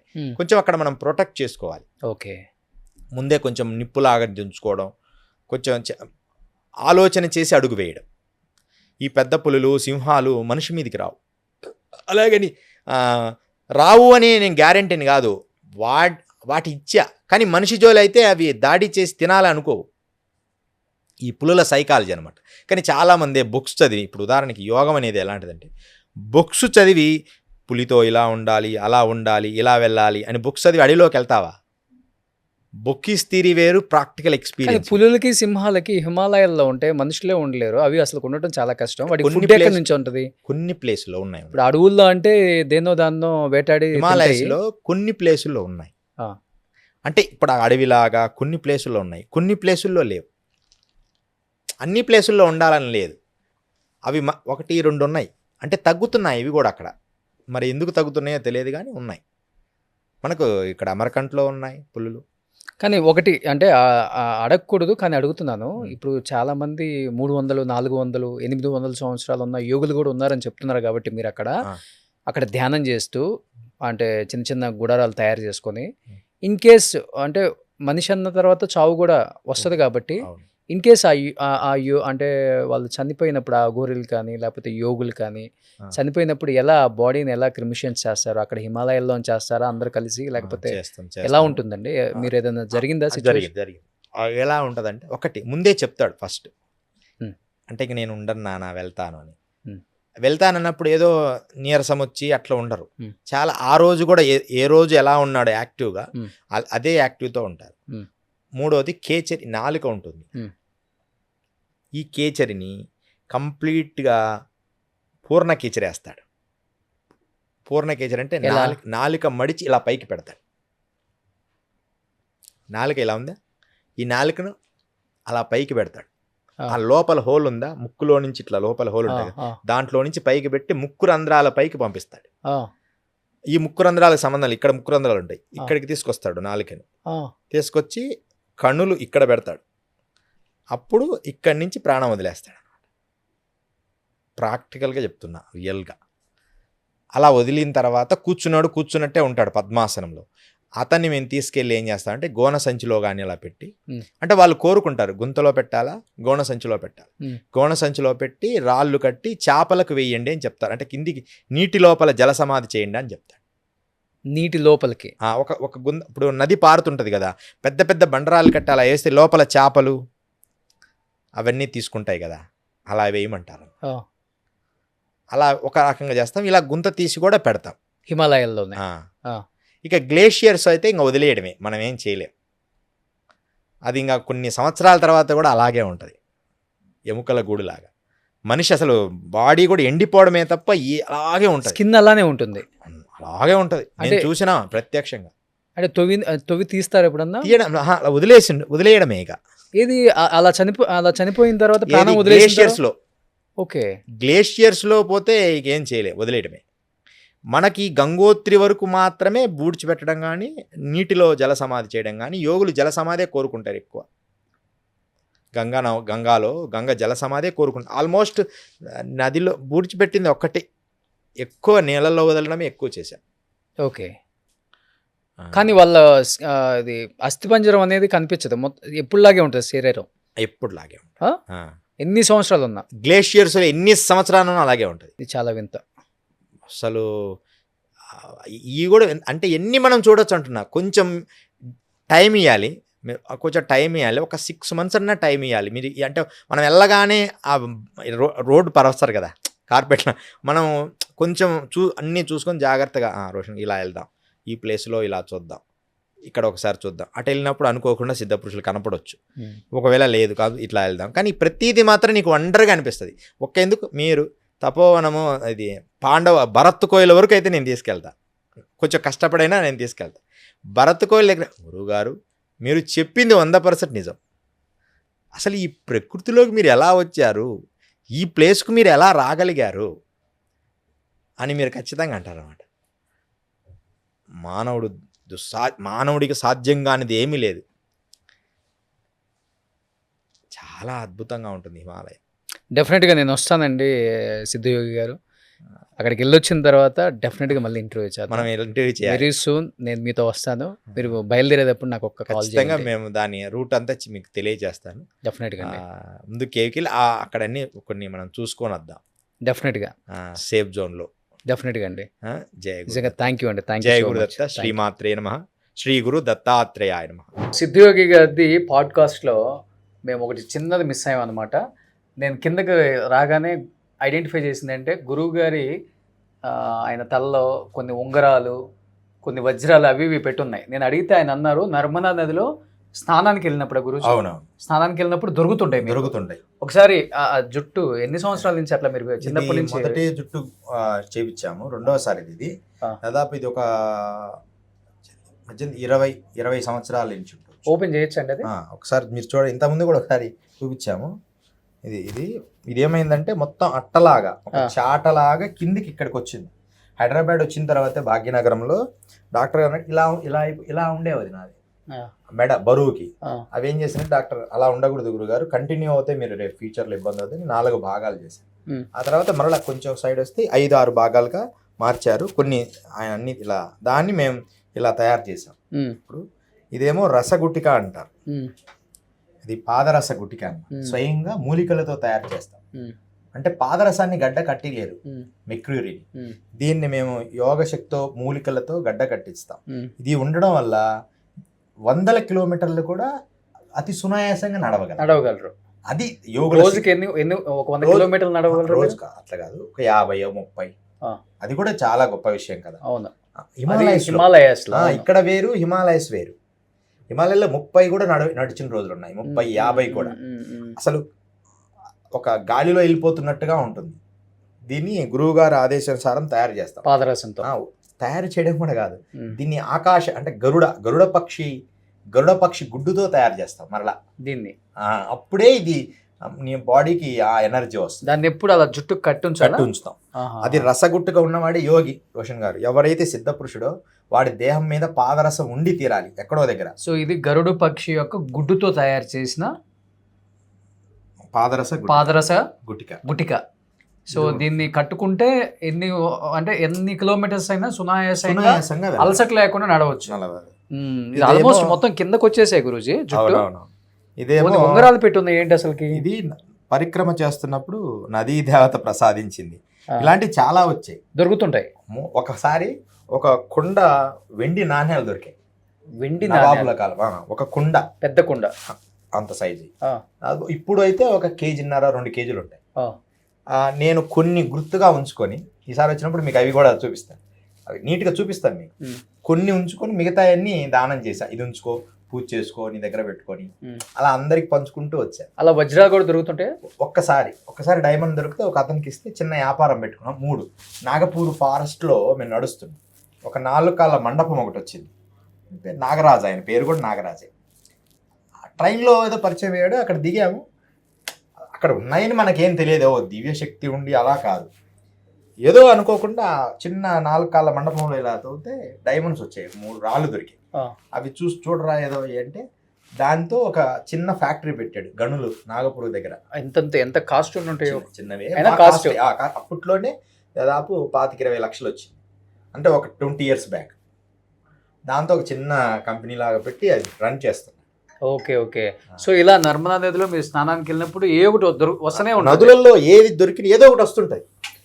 వాటి బంగారు కుండ, బంగారు 2 నాణ్యాలు ఉన్నాయి దాంట్లో, పెద్ద కుండలో 2 బంగారు నాణ్యాలు, మిగతాయి వెండివి. అందరికి పనిచేసాం.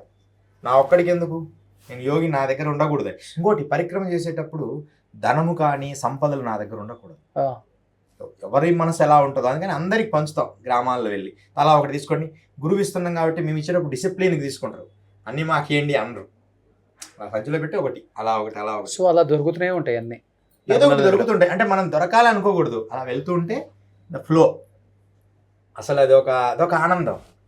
దొరకాలని కోరిక లేదు, అలా వెళ్తుంటే అన్నీ దొరుకుతుంటాయి. మనం స్నానం చేసుకొని దండం పెట్టుకోవాలి. కొన్ని అసలు మనం ముట్టుకోకూడదు, మనసును ఇబ్బంది పెడతాయి. ఒకసారి ఏదో కంకణం దొరికింది, గోల్డ్ దొరికితే అది మన చేతికి ఉండడం అంత, అప్పుడు వీటి మీద వైరాగ్యం ఉంది. ఒక మార్వాడి వస్తే మహారాష్ట్ర అతనికి ఇచ్చా. అతని తర్వాత బియ్యం వ్యాపారం పెట్టి కోట్లు గడించాడు. ఆయనతో ఒకసారి యజ్ఞం చేయించాం, ఒక యజ్ఞం. ఎవరిది, మన మార్వాడితో ఆయన దగ్గర యజ్ఞం చేయించాం. ఆ యజ్ఞానికి ఆయన వచ్చిన భక్తుల కోసం పరుపులు గడిచాడు. పెద్ద యజ్ఞం అనమాట. ఉద్గీత అమృత పాశుపత సోమరుద్రయాగమని అప్పట్లో కొంతమంది 20-30 మంది బ్రాహ్మణులు పిలిపించి అది చేయండి అని చెప్పారు. తిరుగులేని మహారాష్ట్రలో ఒక పెద్ద వ్యాపారస్తుడయ్యాడు. కానీ ఆయన దగ్గర నుంచి చిన్న పైసా కూడా తీసుకోలేదు, ఎందుకంటే అలాంటి డిసిప్లిన్గా ఉంటాను నా విషయం. సో ఎప్పుడు ఈ 2 మీ చేతిలో ఉంటాయి అంతేనా? ఎప్పుడు త్రిశూలం అండ్ ఇది త్రిశూలము ఒక పాజిటివ్, నెగిటివ్ ఎక్కడున్నా ఆ నెగిటివ్ని క్లీన్ చేస్తూ ఉంటాయి. ఇవి పూజలో పెట్టుంటాం కదా, ఇప్పుడు మనం ఎక్కడికో వెళ్తాం, ఎక్కడెక్కడో కూర్చుంటాం 100 మందిలో, ఆ పాజిటివ్ వైబ్రేషన్ పెంచుతూ ఉంటాయి. Super nice Guruji, thank you so much. జయ గురు. సుమన్ టీవీలో మీ పర్సనల్ అండ్ బిజినెస్ ప్రమోషన్స్ కోసం కింది నెంబర్కి కాంటాక్ట్ చేయండి.